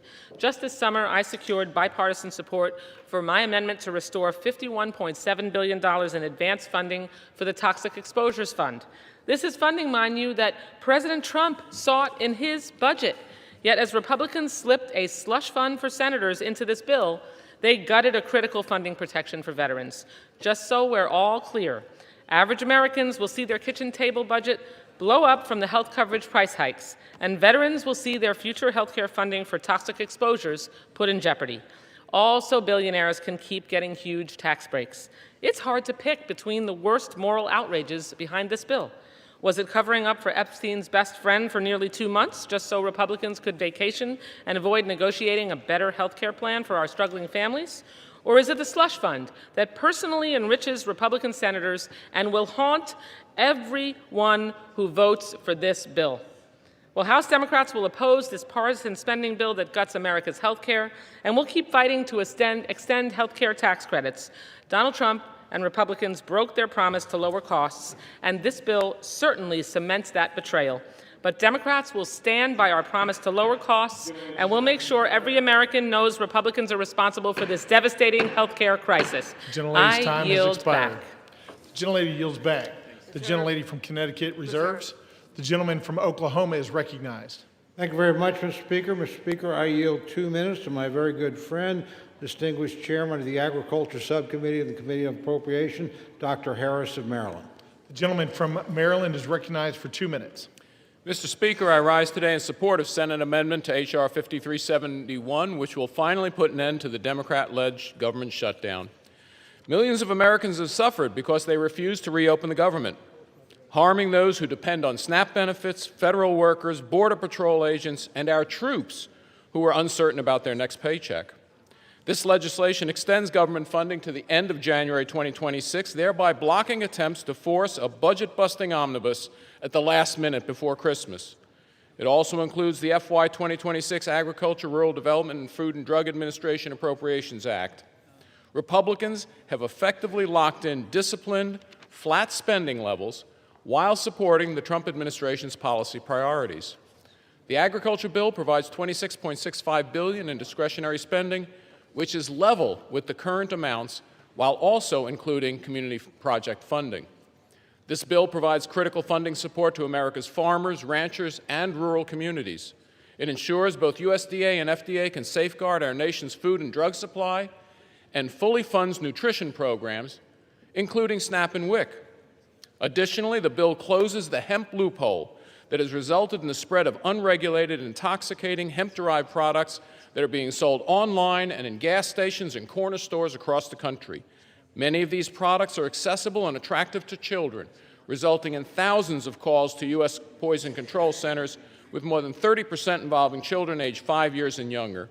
This provision is supported by 39 states' attorney general and over 81 national and state public health, medical, law enforcement, and other organizations. It's beyond disappointing that our colleagues on the other side of the aisle will soon be voting to continue the chaos and uncertainty of a government shutdown. But this is what responsible Republican government looks like. We stared down the radical Democrats' outrageous budget-busting demands and held the line for hardworking American taxpayers. I want to thank Appropriations Chairman Cole for his leadership, strongly encourage my colleagues to support this legislation. Mr. Chair, I yield back time. The gentleman from Maryland yields back. Does the gentleman from Oklahoma reserve? The gentleman reserves. The gentlelady from Connecticut is recognized. Mr. Speaker, I yield 3 minutes to the gentleman from New York, the distinguished ranking member of the Legislative Branch Subcommittee, Mr. Espaillat. The gentleman from New York is recognized for 3 minutes. Thank you, Mr. Speaker. I rise today in strong opposition to the Senate's amendment to H.R. 5371 because once again, the Senate has put other interests ahead of those of the American people. Today's backroom deal does nothing to stop 20 million Americans that will see their health care premiums double or triple. And it does absolutely nothing to stop provisions in the reconciliation package that will strip 50 million people of the Medicaid coverage. These cuts will have a resounding impact for individuals and the healthcare industry and economy as a whole. Safety net hospitals like Montefiore in my district and federally funded clinics like Borinque in East Harlem face having to eliminate services or completely close. Families, seniors, and children who go to these clinics and hospitals cannot afford to lose health care coverage. On top of that, Mr. Speaker, the legislative branch bill, which was done unilaterally, not with the consultation of both sides. It was done on its own, in the Senate, in the dark, in cahoots with a bunch of people, includes a provision that will line the pockets of 8 senators that we know of by allowing them to sue the government for millions of dollars if the Department of Justice subpoenas their phone records or seeks a lawful non-disclosure order. While families in my district are stretching every single dollar just to pay for food and rent, senators want a personal payout if law enforcement dares to hold them accountable. At every turn of this shutdown and fight for health care access, Republicans and the Trump administration have tried to inflict suffering as much as possible. For weeks, the administration held food stamps hostage. And even when some states comply with a court ruling to release full benefits, the president demanded that they be clawed back. Even when governors stepped up and said, we don't want people to go hungry, they ran to court, Mr. Speaker, to take $6.20 away from poor people. Who does that? Explain that to me. Who takes $6.20 away from a single mom or a hungry senior? That's the state of America today. Unbelievable. And here we are to vote on this. I will be casting my vote as a no. In fact, it will be a hell no tonight. The gentleman from New York yields back. The gentlelady from Connecticut reserves. The gentleman from Oklahoma is recognized. Thank you, Mr. Speaker. Mr. Speaker, I yield 2 minutes to my very good friend, the distinguished gentlelady from Michigan and chairman of the House Republican Conference, Ms. McClain. The gentlelady from Michigan is recognized for 2 minutes. Thank you, Mr. Chairman, and thank you, Mr. Speaker. And God, I love the compassion and the passion on the other side of the aisle. You know, we're worried about taking money out of families. Well, you know what? Y'all can do the right thing and vote yes. If not, you're the ones that are taking money from needy families, not us, because yes means yes, we want to feed the families. We want to have SNAP programs. No means we don't fund those programs. See how simple that is? But keep on with the rhetoric. I mean, it's cute, but the American people don't buy it. So, I mean, listen, for the past 40 days, Democrats have inflicted needless pain on hardworking Americans. They stranded millions of travelers. They denied food assistance for hungry families. And how did they do that? When you vote no to continue funding, that means you deny food stamps for hungry families. No means no, you don't want to pay them. Yes, like the Republicans vote, that means yes, we do want to pay them. So, you know, they left our troops wondering when they'd get their next paycheck. And for what, Mr. Speaker? To use the American people as leverage. Don't take my word for it, take theirs. Leverage for more wasteful Washington spending. Spending that no one other than the radical left ever wanted. And to remind the American people, they wanted $1.5 trillion of their hard-earned tax dollars. But what did they get in return? They got nothing. They got nothing because Republicans refused to waste the American people's money. Not a dime for their radical climate change, not a dollar for tax-funded benefits for illegals, and not one single concession to their radical far-left base. Millions of Americans whose lives were upended by the Democratic shutdown will remember this. Yield the gentlelady an additional 30 seconds. Thank you. The gentlelady is recognized for an additional 30 seconds. Thank you. The American people will remember who held them hostage for petty political reasons and who fought to put America first. So now that this shameful charade is over, House Republicans will continue our work on behalf of the American people. We will restore regular order to the appropriations process. We will continue to fulfill the mandate of the American people, and we will keep delivering results for American people, because that's what we're here to do for, not to play politics. So with that, Mr. Speaker, I yield. Thank you. The gentlelady from Michigan yields back. The gentleman from Oklahoma reserves. Before we move on, members are advised to direct their comments to the chair and not to engage in personalities.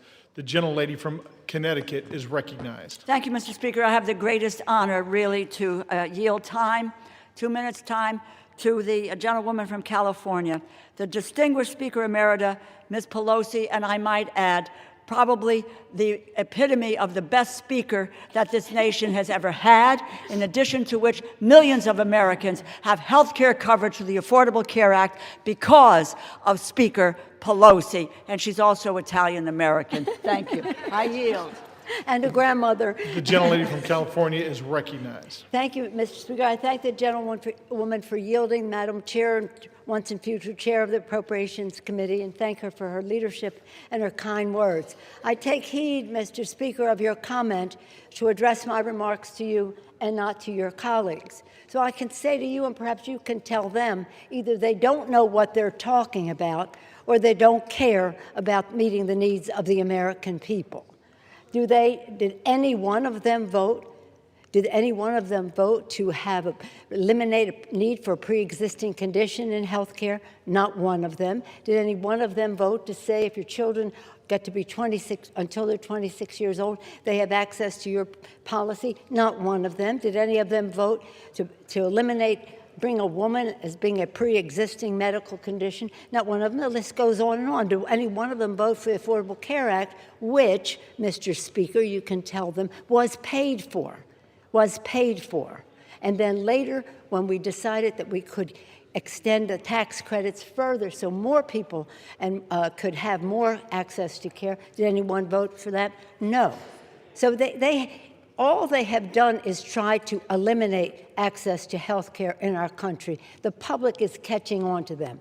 You might tell them if a woman is born with a child that has a heart condition, she's out of luck with what they are proposing. If a father gets a stroke, forget about it. If you have a sibling with a disability, they don't care. And if your wife has breast cancer, you've got big bills to pay because they want to take away health care, whether it's Medicaid to tens of millions of people, $500 billion from Medicare for seniors and people with disabilities, millions of dollars added to the cost for families for access to the Affordable Care Act. The list goes on and on. Either they don't know or they don't care. I'll say one more thing as a grandmother and a mother.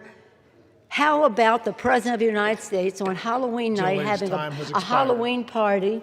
And saying to the Supreme Court, please don't make me feed the children or the poor people in our country. Going to the Supreme Court for that means cruelty is not even comes close to the word that is needed for that kind of behavior. The worst president for children America has ever seen. I yield back. The gentlelady from California yields back. The gentlelady from Connecticut reserves. The gentleman from Oklahoma is recognized. Thank you, Mr. Speaker. Mr. Speaker, I yield 2 minutes to my very good friend, distinguished gentleman from West Virginia and member of the Legislative Branch Subcommittee and Committee of Appropriations, Mr. Moore. The gentleman from West Virginia is recognized for 2 minutes. Thank you, Mr. Speaker. I rise today to support the Senate amendment to H.R. 5371, which includes full funding for the legislative branch. I'm honored to serve as the vice chairman of the Legislative Branch Subcommittee, and I'm grateful to Chairman Valadao for his leadership on that committee. It has been a long road to bring this bill to the floor, a road that was made significantly longer by totally unnecessary Schumer shutdown that we've been living in. The bill before us not only reopens the entire government, but ensures that the House and its supporting agencies remain working for the American people. The bill invests in safety and security. It increases funding for the Capitol Police, provides support for security programs through the House Sergeant at Arms, and is tough on foreign adversaries, including language I wrote, preventing the purchase of technology tied to the Chinese Communist Party. I want to thank Chairman Cole for his leadership and Ranking Member Espaillat and our subcommittee members and their staff and our staff and their work. And I urge my colleagues to vote yes. I yield back. The gentleman from West Virginia yields back. The gentleman from Oklahoma reserves. The gentlelady from Connecticut is recognized. Mr. Speaker, I yield 1 minute to the gentlewoman from Ohio, the distinguished ranking member of the Energy and Water Subcommittee, Ms. Capter. The gentlelady from Ohio is recognized for 1 minute. I thank the ranking member for yielding, Congresswoman DeLauro. Congress today should vote for affordable health insurance for Americans and reduce its rising costs. Instead, in the dead of night, 8 Senate Republicans slipped into this bill a payola for themselves, literally raking millions of dollars to themselves. This payola, it's called corruption. Corruption. Millions of taxpayer dollars now are slated for Senators Graham, Hagerty, Hawley, Sullivan, Tuberville, Johnson, Loomis, and Blackburn. Each is teed up to personally rake in a minimum of $500,000 up to $1.5 million. Meanwhile, the American people need more affordable health insurance, but these senators, with their House allies, are lining their own pockets. I say no more tax breaks to billionaires and no payoffs to U.S. senators. This is what happens when power serves itself instead of the people. This isn't leadership, it's corruption disguised as legislation. Will the gentleman yield me 10 seconds? The gentlewoman's time has expired. No? Let's cleanse America of gentlewoman's time has disgusting expired. corruption. Power corrupts, absolute power corrupts absolutely. The gentleman from Connecticut reserves. The gentleman from Oklahoma is recognized. Thank you very much, Mr. Speaker. Mr. Speaker, I yield 2 minutes to my very good friend, distinguished member from Washington and distinguished member of the Appropriations Committee, Mr. Newhouse. The gentleman is recognized. Thank you, Mr. Cole, for yielding the time. Mr. Speaker, over 40 days after the Senate Democrats shut down the federal government, we are finally reopening.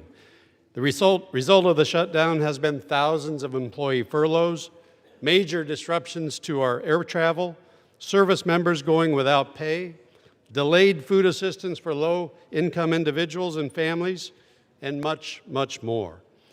Mr. Speaker, as a member of the House Appropriations Committee, the responsibility of funding the federal government is one that I take very seriously, especially in light of our nation's debt surpassing $38 trillion. The performative tactics that we have watched over the last 7 weeks have truly been a disservice to Americans. And my friends across the aisle should never have put leverage or politics over those people that they represent. But the most important thing right now is that we get back to work, making sure the federal government can provide the essential services that people depend on, and that Congress can continue working to pass full-year funding legislation providing responsible federal spending and fund those essential services. Mr. Speaker, we are making significant progress with the inclusion of these 3 appropriation bills, but our work is far from over. I encourage all my colleagues on both sides of the aisle to support this deal, vote to end this unnecessary shutdown, and help us get back to the business of hardworking Americans across this country. Thank you, and I yield back. Gentleman yields. The gentleman from Oklahoma reserves. The gentlewoman from Connecticut is recognized. Speaker, I yield 1 minute to the gentlewoman from Minnesota, the distinguished ranking member of the Defense Subcommittee, Ms. McCollum. The gentlewoman is recognized. Mr. Speaker, Donald Trump and Republicans control the entire government. For 42 days, Republicans shut it down. Why? Because they refuse to extend tax credits to help millions of Americans afford their health care. And if that wasn't bad enough, President Trump even withheld food assistance during the shutdown. Hunger should never be used as a weapon. The CR continues the Republican health care crisis. The Speaker's already said he won't hold a vote to extend the Affordable Care Act tax credits to reduce health care costs for Americans. So now my constituents are going to have to choose between heating their homes, feeding their families, or taking their children to the doctor. It's a terrible deal for the American people. Americans deserve an open and transparent government that works for them. They deserve access to affordable health care, nutritious food for their families. And that's what Democrats are fighting for. I wish the President and the Republicans would join us in this fight and share our priorities. I yield back. The gentlewoman from Connecticut reserves. The gentleman from Oklahoma is recognized. Thank you very much, Mr. Speaker. I yield 1 minute to my very good friend, Gentleman from Missouri and member of the Appropriations Committee, Mr. Alford. The gentleman is recognized. Well, thank you, Chairman Cole, for your leadership. Mr. Speaker, in the words of Yogi Berra, this seems like deja vu all over again.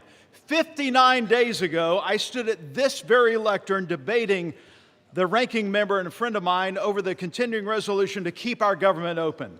On September 19th, we did our work in this body, but Senate Democrats chose to hold America hostage with the Schumer shutdown. Democrats in Congress, including the minority whip, shamefully admitted they were using the misery they inflicted on the American people as leverage to achieve their leftist wish list of demands, slowly twisting the heads of the American people in a vice.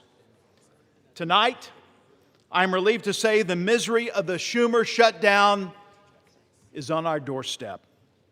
Mr. Speaker, this package proves that when Republicans stay united and put America first, we can govern with strength, compassion, and common sense. Tonight, Mr. Speaker, tonight we will reopen the government and liberate the Schumer hostages. And with that, I yield back. The gentleman yields. The gentleman from Oklahoma reserves. The gentlewoman from Connecticut is recognized. Mr. Speaker, I yield 1 minute to the gentlewoman from California, a member of the Appropriations Committee, Mrs. Torres. The gentlewoman is recognized. Mr. Speaker, I rise in strong opposition of this deeply flawed bill because the American people deserve better.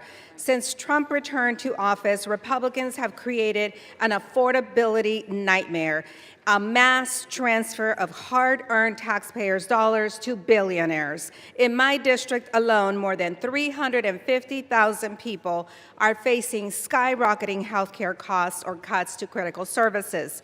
Republicans shut down the government instead of finding bipartisan solutions to keep care affordable and took a 7-week paid hiatus, during doubling health care costs for working families, cutting off food assistance right before Thanksgiving, and letting Trump spend his holidays pardoning insurrectionists, enriching billionaires, cozying up to dictators, and building himself a new ballroom, all while taking food away from families in need. And now Senate Republicans want to reward themselves with a taxpayer-funded handout. Shameful, shameful, shameful. House Republicans should be here doing their jobs, not making life harder for working families. I urge a no vote. Members are advised to direct their comments to the chair and not to engage in personalities toward the president. The gentlewoman from Connecticut reserves. The gentleman from Oklahoma is recognized. Thank you, Mr. Speaker. Mr. Speaker, I yield 1 minute to my very good friend, distinguished gentleman from Texas and chairman of the House Budget Committee, Mr. Arrington. The gentleman is recognized. Mr. Speaker, the Democrats rejecting a clean CR, shutting the government down, creating all the havoc, the pain and suffering for our fellow Americans is so obviously disingenuous. They never vote against clean CRs. Never. For 4 years under Biden, you all didn't reject one clean CR. Chuck Schumer, in 44 years, never rejected a clean CR. So, Mr. Speaker, what's it about? They say policy. They put forward a proposal, Mr. Chairman. They said it's about health care for illegals. They repeal work requirements for able-bodied adults. That's an 80-20 issue in this country. They put forward a spending bill of $1.5 trillion. That's twice the discretionary budget. Mr. Chairman, they'd be spending more money than we've ever spent outside of COVID. That's their counter-proposal. It's not only disingenuous, it's unserious. So what's it about? It's about politics. It's about resisting and fighting and undermining Donald Trump. But here's the deal. They're not fighting and resisting Donald Trump. They're undermining the will of the American people that gave Trump the presidency. Yield the gentleman an additional 15 seconds. The gentleman is recognized. They undermined the will of the people who overwhelmingly elected President Trump and gave him the mandate of the America First agenda. So you're not resisting us. You're posturing and placating the radical left. And you are holding back what the American people wanted, and that was a new direction for this country. I yield back. Members are reminded to please direct their comments only to the chair. The gentleman from Oklahoma reserves. The gentlewoman from Connecticut is recognized. Mr. Speaker, I yield 1 minute to the gentleman from New Jersey, the distinguished ranking member of the Energy and Commerce Committee, Mr. Pallone. The gentleman is recognized. Thank you, Mr. Speaker. I want my colleagues to understand that when the Affordable Care Act was adopted for middle-class people who could not afford health insurance. They had no other option. They had nowhere to go. You just would end up without health insurance. I have constituents coming to me now crying because their insurance is going from $500 a month to $1,500 a month. That's an increase of $1,000 a month. Who can afford that? No one in the middle class. At the end of 2024 last year, during a Democratic administration, the number of insured Americans was at a record high of about 95%. Democrats worked for that. Then Trump comes in, the Republicans come in with their big ugly bill, and they make cuts to Medicaid, cuts to hospitals and nursing homes, and no funding to extend the ACA tax credits. So what's going to happen? More and more people will have no health insurance. That's the bottom line. They will not have health insurance, and the Republicans don't seem to care. But I want you to know that the Democrats care and will continue to fight for you. The gentleman yields. The gentlewoman from Connecticut reserves. The gentleman from Oklahoma is recognized. Thank you, Mr. Speaker. Speaker, I yield 1 minute to the distinguished gentleman from Guam, my very good friend, Mr. Moylan. The gentleman is recognized. Thank you to my friend from Oklahoma. Mr. Speaker, Guam is home to 3,372 federal employees, more than 43,000 SNAP recipients, and over 9,000 WIC recipients, and more than 20,000 veterans, all of whom have been impacted by this shutdown.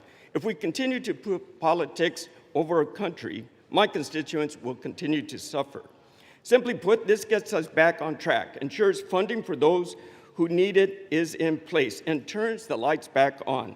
This bill ensures that families receive the assistance they need, veterans have access to care, and our island is reimbursed for the sacrifice we made to keep federal programs running during this difficult time. I urge my colleagues to support this bill and to deliver for American people. The time for deliberation is when the government is open and people have the assistance they need. I reserve. The gentleman yields. The gentleman from Oklahoma reserves. The gentlewoman from Connecticut is recognized. Mr. Speaker, I yield 1 minute to the gentleman from Massachusetts, the distinguished ranking member of the Ways and Means Committee, Mr. Neal. The gentleman is recognized. Thank the gentlelady. Mr. Speaker, the destruction that is taking place in America's healthcare system during these 10 months is unbelievable. They've eviscerated the National Institutes of Health. They've cut back on the Centers for Disease Control, billions of dollars from Medicaid for a tax cut for the wealthy. Where do you see what's coming to America's hospitals after the next election? It's so contrived they waited until after the election to implement it. 24 million people are likely to lose health insurance if we don't implement these tax credits as suggested. The emergency room is going to be back in full force now because this is where people will go for their health care. All of this is taking place to justify a tax cut for people at the very top. And here's the real kicker.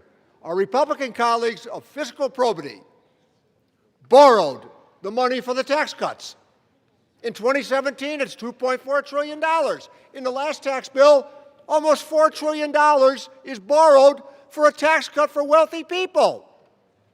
Whatever happened to the fiscal soundness that the Republican Party used to lecture everybody on? And I yield back the balance of my time. The gentleman yields. The gentlewoman from Connecticut reserves. The gentleman from Oklahoma is recognized. Thank you very much, Mr. Speaker. Mr. Speaker, I yield 1 minute to my very good friend, the distinguished gentleman from Pennsylvania, Mr. Muser.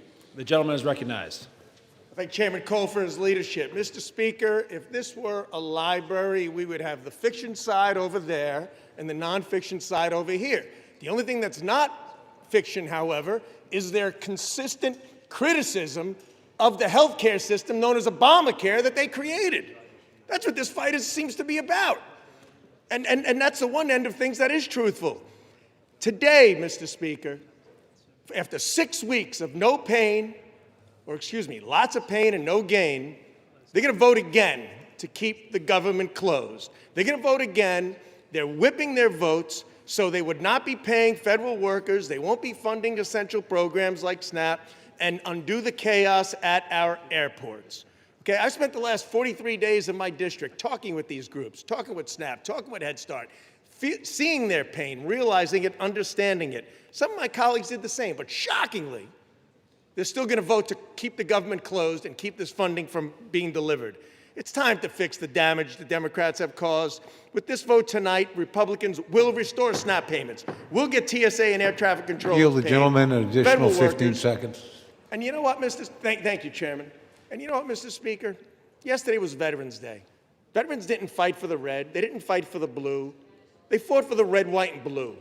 Maybe tonight we can follow their example. I yield back. The gentleman yields. The gentleman from Oklahoma reserves. The gentlewoman from Connecticut is recognized. Mr. Speaker, I yield 1 minute to the gentlewoman from Washington, Ms. Del Bene. The gentlewoman is recognized. Thank you, Mr. Speaker. This bill fails to address the fundamental needs of families across our country. Americans have made it crystal clear that affordability is their #1 concern. President Trump and Republicans promised to lower costs on day one, and that's been one big broken promise. Healthcare premiums are skyrocketing because Republicans refuse to extend the ACA tax credits, causing healthcare costs to go up for everyone. Over 4 million people will be forced off their coverage next year because it's too expensive. This is on top of soaring prices for food, energy, and housing. It's unacceptable for the wealthiest nation in the world. Republicans who say they support affordable health care should be standing up for their constituents rather than following in line behind President Trump. I'm going to keep fighting for affordable health care and lower costs. The American people deserve better. I yield back. The gentlewoman yields. The gentlewoman from Connecticut reserves. The gentleman from Oklahoma is recognized. Thank you very much, Mr. Speaker. Mr. Speaker, I yield 90 seconds to my very good friend, the distinguished gentleman from Texas, Mr. Gooden. The gentleman is recognized. Thank you, Mr. Speaker. Throughout this sham and shame of a shutdown, we've heard so many lies from the Democrats. And over the last 45 days, and especially the last 45 minutes, I've heard them say this is an evil bill. Republicans don't care about the disabled. Trump is the worst president in history for children. They've said that Republicans are to blame for the fentanyl crisis. Republicans shouldn't take photos with veterans. January 6th, of course they mentioned that. Republicans are corrupt, and they've said that Republicans are starving kids. What they haven't said is the one thing that this bill does, which is open up the government. Not one Democrat is getting up here saying this bill opens the government. So let me remind them and my colleagues and the American people, this bill opens the government tonight. And the American people have Republicans to thank for ending this shutdown and opening the government. I urge a yes vote. I am proud to vote yes. And I am so disappointed in my Democratic colleagues because for the life of me, throughout my time in the House, I've heard them talk about how wonderful it is to keep the government open and that a shutdown is so bad and can never happen. And tonight they won't even admit that this bill opens the government and this is what we need for this country tonight. So I urge a yes vote and I yield back.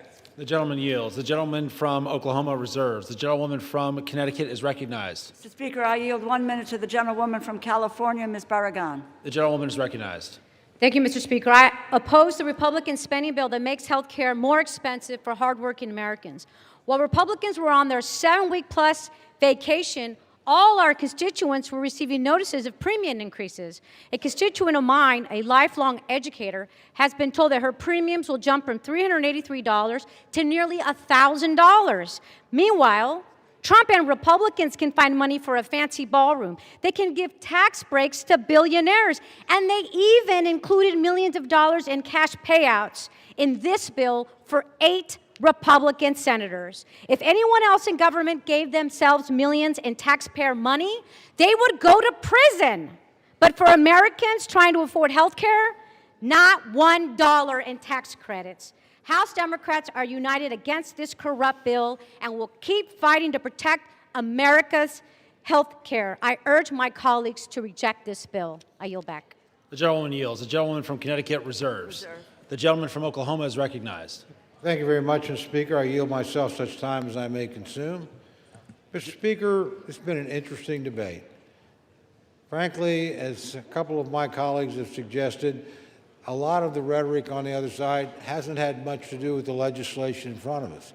My friends chose all on their own to shut the government down 43 days ago.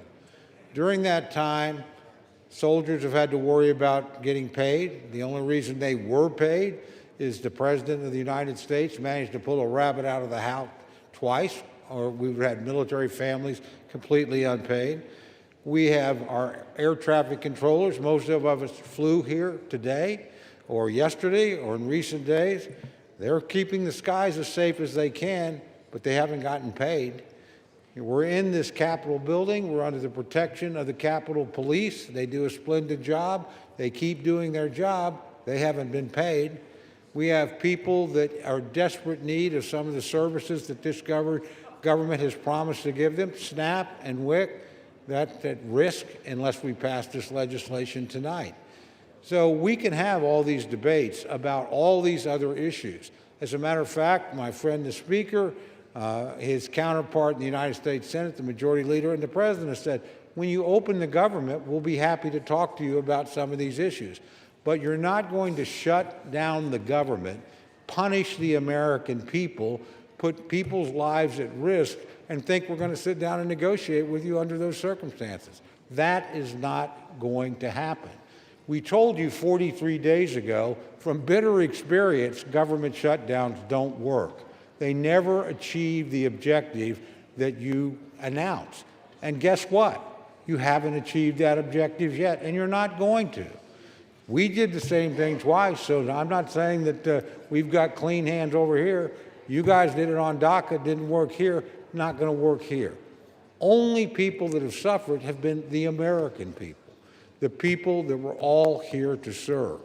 So let's keep the focus on getting the government back open. I would also add, and I appreciate this very much, there have been robust discussions back and forth, and we have 3 appropriations bills attached to this. They're appropriations bills that do important things. The Ag bill will make sure that people that rely on WIC and SNAP don't have to worry about another government shutdown between now and September 30th of next year. The Ledge Branch bill will make sure that the Capitol Police and everybody else at staff that allow this chamber to function don't have to worry about not getting paid until September 30th of next year. And obviously, military construction and, more importantly, veterans rely on benefits commitments we have made. Passage of this bill makes sure that those commitments will be fulfilled between now and September 30th next year. And we buy the time to sit down and rationally and responsibly negotiate other appropriations bills that we can bring, I hope, in a bipartisan basis to this floor to keep the government open. So I would just ask my friends to reflect on that. I hope some of you feel the weight of that decision. I know you do. And I hope you can vote to keep the government open. There's no excuse to shut it down. The United States Senate operated to keep it open in a bipartisan fashion. Now, it took them a long time to do it, but they got there. Let's not follow that example. Let's follow when they finally got the job done, they sent us a product. It's not a perfect product. It's got some things in it I don't like. But frankly, if we kept the government open, we would have never been in this situation in the first place. So I would just ask my friends to remember their constituents. I know they think about them. I know they're serious about the points they make. Reopen the government. Raise your issues. Let's see if we can come to a negotiated settlement. But let's not punish the American people. A no vote on this, again, means soldiers and military families don't get paid. A no vote means that people in need of SNAP and WIC might not get it. A no vote means the people that allow us to come here and debate and work won't get paid either. I can go down the list of horrors. It's pretty simple. This is a vote about 2 things. Opening the government of the United States, which you willfully tried to shut down, fortunately did not succeed in that in this chamber, but some of your colleagues, using arcane Senate rules, did manage to do it, but finally came to their senses. You ought to pay attention to those people.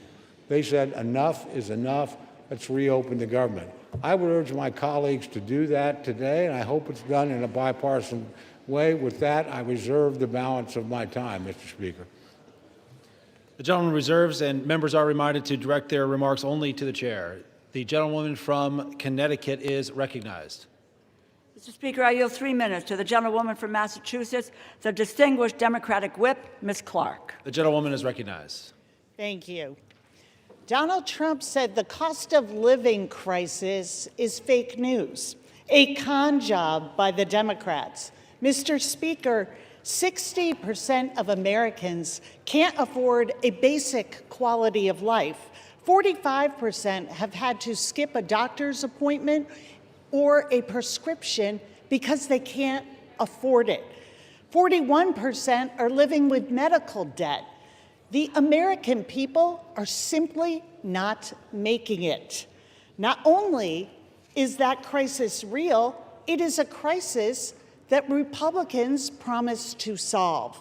Voters believe them. And now, after a 54-day hiatus, what are Republicans doing? They're voting to raise the cost of living. They're voting to make it even harder to get by. Not by some marginal amount. They are doubling, tripling, and quadrupling monthly premiums. And what's the defense? They are looking people in the eye and flat out gaslighting them. Costs aren't up, costs are down. Trump says, I don't want to hear about the affordability. Well, get used to hearing about it. You're going to hear about it a lot because people are feeling it every single day. People can't make rent. They can't afford their prescriptions. They can't afford to take their kid to a doctor. They can't find childcare, and when they find it, they can't afford that either. Grocery and utility bills are spiking. This is the crisis of our time, and it's about to get exponentially worse because the GOP's craven allegiance to billionaires over working people. The cost of living crisis is not fake news. It's not a perception issue. It is daily life for the people that we all represent. So let's do something about it. Let's reject this budget. Let's stop the health care cuts. Let's stop the premium hikes. Let's stop the hospital closures. And let's stop the billionaire giveaways. I yield back. The gentlewoman yields. The gentlewoman from Connecticut reserves. The gentleman from Oklahoma is recognized. Thank you, Mr. Speaker. I reserve. The gentleman reserves. The gentlewoman from Connecticut is recognized. Mr. Speaker, this bill fails to prevent health care costs from skyrocketing. It fails to address the crisis of affordability. It fails to keep our promise to veterans. It provides a $1 million jackpot to 8 senators. It fails to protect Congress's power of the purse. I encourage my colleagues to vote no, and I have the honor of yielding 1 minute to the gentleman from New York, our distinguished Democratic leader, Mr. Hakeem Jeffries. The gentleman is recognized. Thank you, Mr. Speaker, and I thank the distinguished gentlelady, the top Democrat on the House Appropriations Committee, for yielding and for her steadfast leadership on behalf of working families, hard-working American taxpayers in the great state of Connecticut and all across America.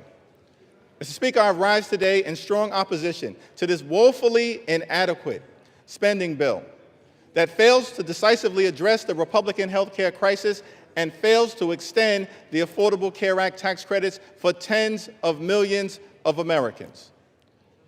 Mr. Speaker, before I say anything further, let me say to our men and women in uniform, to our active duty troops, to our hardworking federal employees, to our civil servants, to our TSA agents, to our Capitol Police, to our staff here in the House of Representatives, to our air traffic controllers, thank you for your service.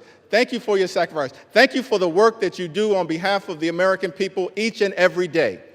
And it's our promise to all of you that we will continue to work hard to make sure that you are treated with the dignity and respect that you deserve. In a year in which the Trump administration has gone after hardworking federal employees relentlessly, including firing more than 200,000 federal employees prior to the start of the Trump Republican shutdown. Republicans control the House, the Senate, and the presidency. Donald Trump and Republicans made the decision to shut the government down, the longest shutdown in American history. Would rather do that than provide health care that's affordable to working class Americans, middle class Americans, and hardworking American taxpayers. All across the country, I'm certain that there are people in America asking the question, where do we go from here? House Democrats have a simple answer. We will continue to fight to lower the high cost of living. House Democrats will continue to fight to address the health care crisis that Republicans have created. And House Democrats will continue to fight to extend the Affordable Care Act tax credits for tens of millions of Americans. This fight is not over. We're just getting started. We'll fight today. We'll fight tomorrow. We'll fight this week. We'll fight next week. We'll fight this month. We'll fight next month. We'll fight until we win this battle for the American people. That's our commitment as House Democrats. And there's only two ways that this fight will end. Only two ways, Mr. Speaker, that this fight will end. Either Republicans finally decide to extend the Affordable Care Act tax credits this year, or the American people will throw Republicans out of their jobs next year and end the speakership of Donald J. Trump once and for all. That's how this fight ends. Mr. Speaker,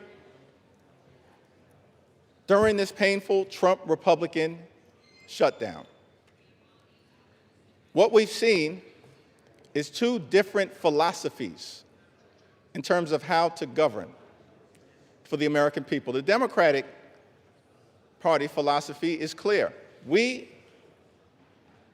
are ready, willing, and able to find bipartisan common ground anytime, any place, to enact spending agreements that actually make life better for the American people. But in order to do that, we need to have partners on the other side of the aisle who are actually willing to find a bipartisan path forward. But what we've seen from Republicans from the very beginning of this presidency is a my way or the highway approach. That's been the Republican philosophy. Jam your extremism down the throats of the American people. That's what we've seen from day one of this presidency. That's the reason why the government has been shut down by Republicans and Donald Trump for the longest period of time in American history. What have we seen from Donald Trump and Republicans during this shutdown? A consistent unwillingness to actually find common ground in order to make life better for the American people. Donald Trump, during this shutdown, found the time to play golf week after week after week. Donald Trump found the time to pardon serial fraudsters like George Santos and Rudolph Giuliani. Donald Trump found the time to meet with the Chinese Communist Party. Donald Trump found the time to destroy the East Wing of the White House. Donald Trump found the time to extort $230 million from the Department of Justice so he could line his pockets. Donald Trump found the time to bail out Argentina with $40 billion. Donald Trump found the time to rip away SNAP benefits from 42 million Americans. Mr. Speaker, these extremists are not like us. They're not like us. They have zero interest in fighting hard to make life better for the American people. Their philosophy, my way or the highway, our response, get lost. We're going to continue to fight hard on behalf of the American people. In the midst of a health care crisis and a cost of living crisis that is very real, despite what Donald Trump, the leader of the Republican Party, has to say. He claims there is no affordability crisis in the United States of America. But why would anyone believe anything that Donald Trump or Republicans have to say on this issue? Because throughout 2024, before the election, Republicans in the House and in the Senate and Donald Trump on the campaign trail spent all of their time saying that costs were going to go down on day one. But costs haven't gone down. Republicans haven't done a damn thing to lower the high cost of living. Costs haven't gone down in this country. Costs have gone up. Inflation is on the way up. Housing costs out of control. Grocery costs, out of control. Electricity bills, out of control. Healthcare costs, skyrocketing, out of control. And in the midst of this affordability crisis, seeing this, Democrats said, we've got to fight to make sure that we extend the Affordable Care Act tax credits so that tens of millions of people, working class folks, middle class folks, people in rural America, working class America, small town America, the heartland of America, black and brown communities all throughout America, don't experience premium increases that in some cases will go up by $1,000 or $2,000 per year. In many cases, month after month after month, $1,000 or $2,000 per month, tens of thousands of dollars per year. Unacceptable in this country, the wealthiest country in the history of the world. And this is in the midst of a Republican health care crisis. Republicans enacted the largest cut to Medicaid in American history, ripped health insurance away from 14 million Americans. As a result of Republican policies, hospitals, nursing homes, and community-based health centers are closing all across America, including in rural parts of this great country of ours. And now, because of Republican refusal to extend the Affordable Care Act tax credits, tens of millions of Americans are at risk of being unable to afford to go see a doctor when they need one. In this country, the wealthiest country in the history of the world, it can't be the case that health care is simply a privilege for the wealthy, the well-off, and the well-connected. Mr. Speaker, that's the Republican perspective. We believe as Democrats that health care has to be a right, and a right that's affordable and available to every single American in the United States. That's what this fight is all about. And that's what the fight will continue to be about as we move forward. Many of my Republican colleagues have suggested that they want to deal with the health care affordability issue, that they want to address the Republican health care crisis that's devastating people all across this country. Well, we have an opportunity for you to do so.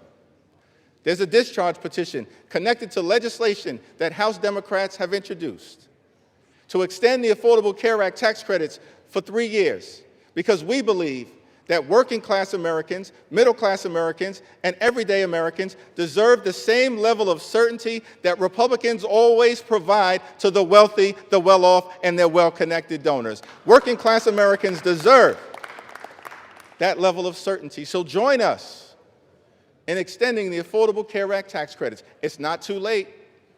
We're in the midst of open enrollment, but the tax credits expire on December 31st. And we will stay on this issue until we get this issue resolved for everyday Americans. Mr. Speaker, as I close, I've had the opportunity, as many of us do, to serve in the United States Congress with legendary figures, too numerous to mention. Legendary members, of course, Speaker Emerita Nancy Pelosi, Steny Hoyer, the great Jim Clyburn, Maxine Waters, Elijah Cummings, Charlie Rangel, our own Marcy Kaptur, the longest-serving woman in the history of the United States House of Representatives. We've all had the opportunity to serve with legendary members, John Dingell, too numerous to mention. But one can't call that role without calling the name of the great John Lewis. I had the distinct honor of serving with John Lewis for several terms. Many of us here in the House of Representatives did. I'll never forget, on my first day in the Congress, I had the opportunity to meet John Lewis for the first time in person.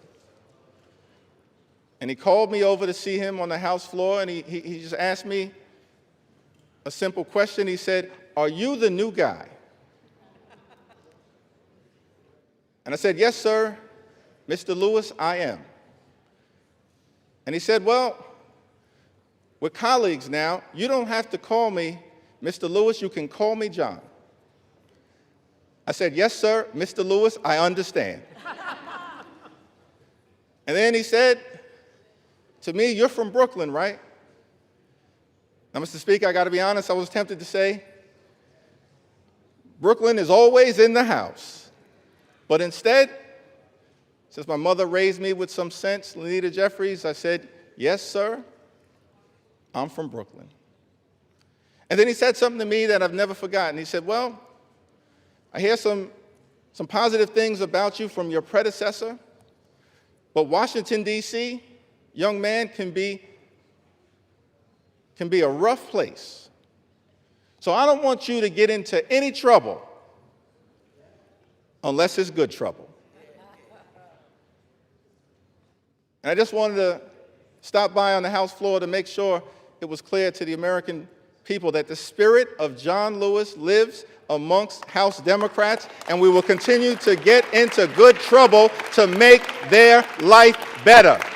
That's our commitment to every single American all across this country from this day and for every day moving forward. And it was John Lewis who said to us that ours is not the struggle of one day, 1 week, or 1 year. Ours is the struggle of a lifetime, and maybe even many lifetimes. And each one of us in every generation must do our part. Mr. Lewis, we love you. We were blessed by our opportunity to serve with you, and House Democrats are here to do our part. We're in this fight until we win this fight for the American people. I yield back.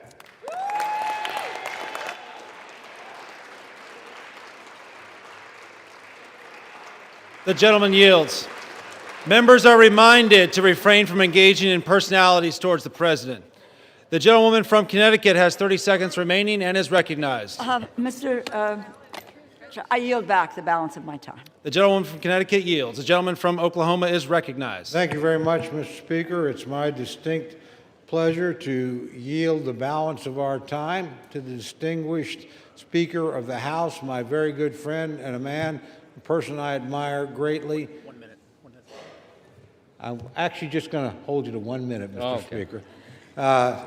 My good friend, the gentleman from Louisiana, Speaker Mike Johnson. The gentleman from Louisiana is recognized.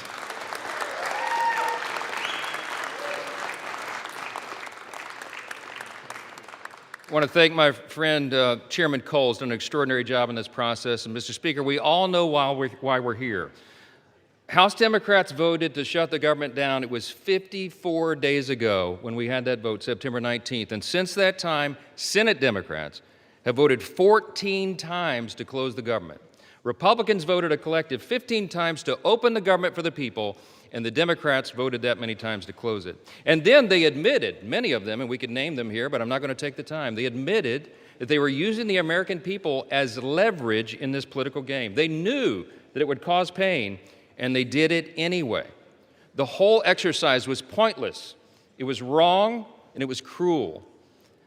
In mere moments, I want you to watch the board. They're going to do it again. I'm going to guess for you that most of our Democrat colleagues are going to vote again to close the government, again to take food out of the mouths of families that need it, again to deny pay to federal employees, again to stall flights and cancel airlines and do all the rest that they've done. But we are not going to let them succeed in that gambit, and that's right.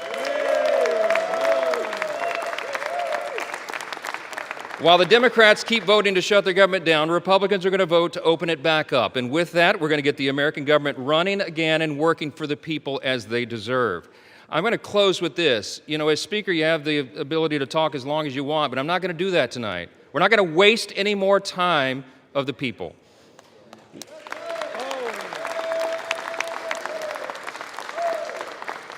I'm just going to say this. I think that everybody needs to remember this one simple thing.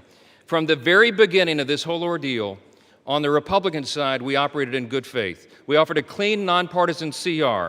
We were honest and transparent with the American people from the very beginning, and every single day of the shutdown, we went out and looked right into the camera with a press conference and told the American people the simple truth. We have done for the people what has been right and just and truthful. And in the end, that is what God honors always. Don't forget it. We need to get this government open as soon as possible, and I'm going to yield back the remainder of my time so we can do that. The American people demand it and deserve it. My friends, let's get this done. Thank you. I yield back.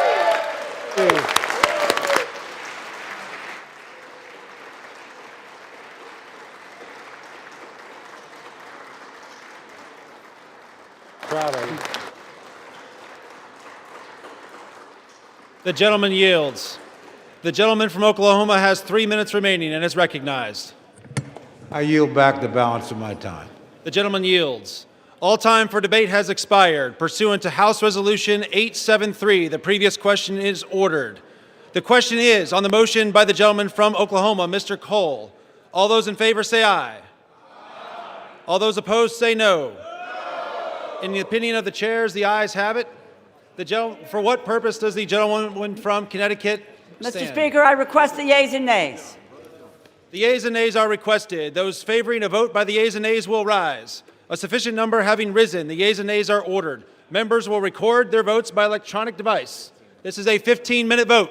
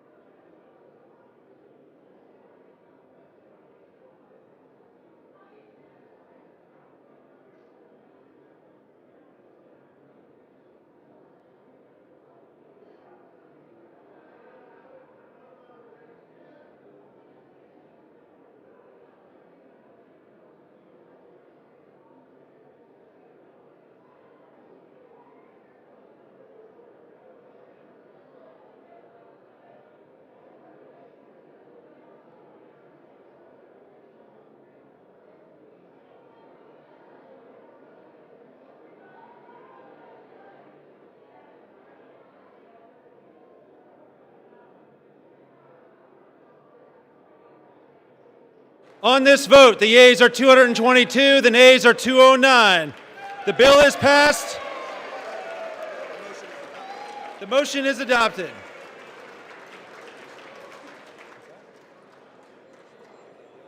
Without objection, the motion to reconsider is laid on the table.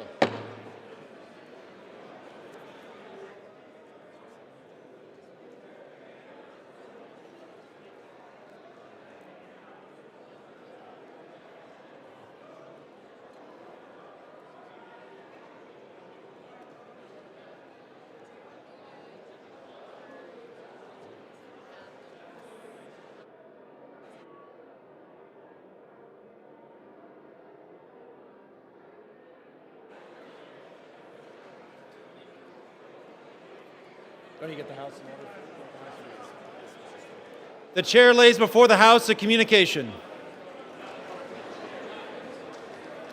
The Honorable the Speaker, House of Representatives, sir. I respectfully request to be relieved from assignments to the House Armed Services Committee and the House Select Committee on Competition between the United States and the Chinese Communist Party, effective immediately. It has been an honor and privilege to serve on these committees on behalf of my constituents and the American people. Signed sincerely, Mikey Sherrill, Member of Congress. Without objection, the resignation is accepted.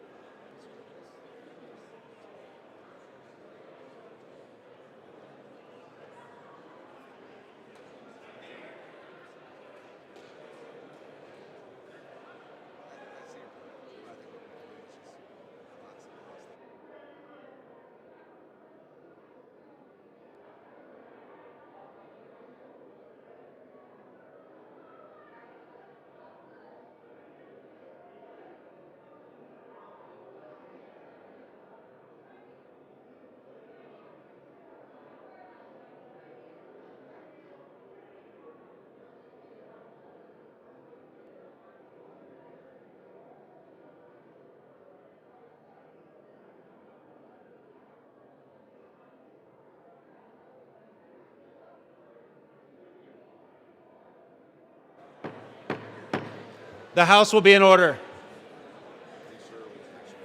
Yeah.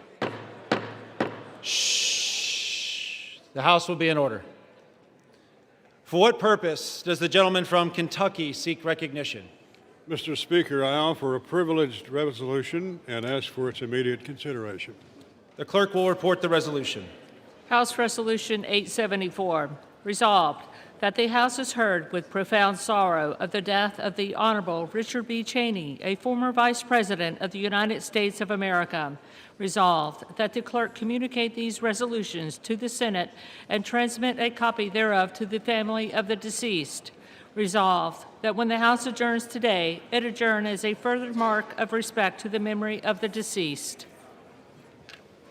Without objection, the resolution is agreed to and the motion to reconsider is laid on the table.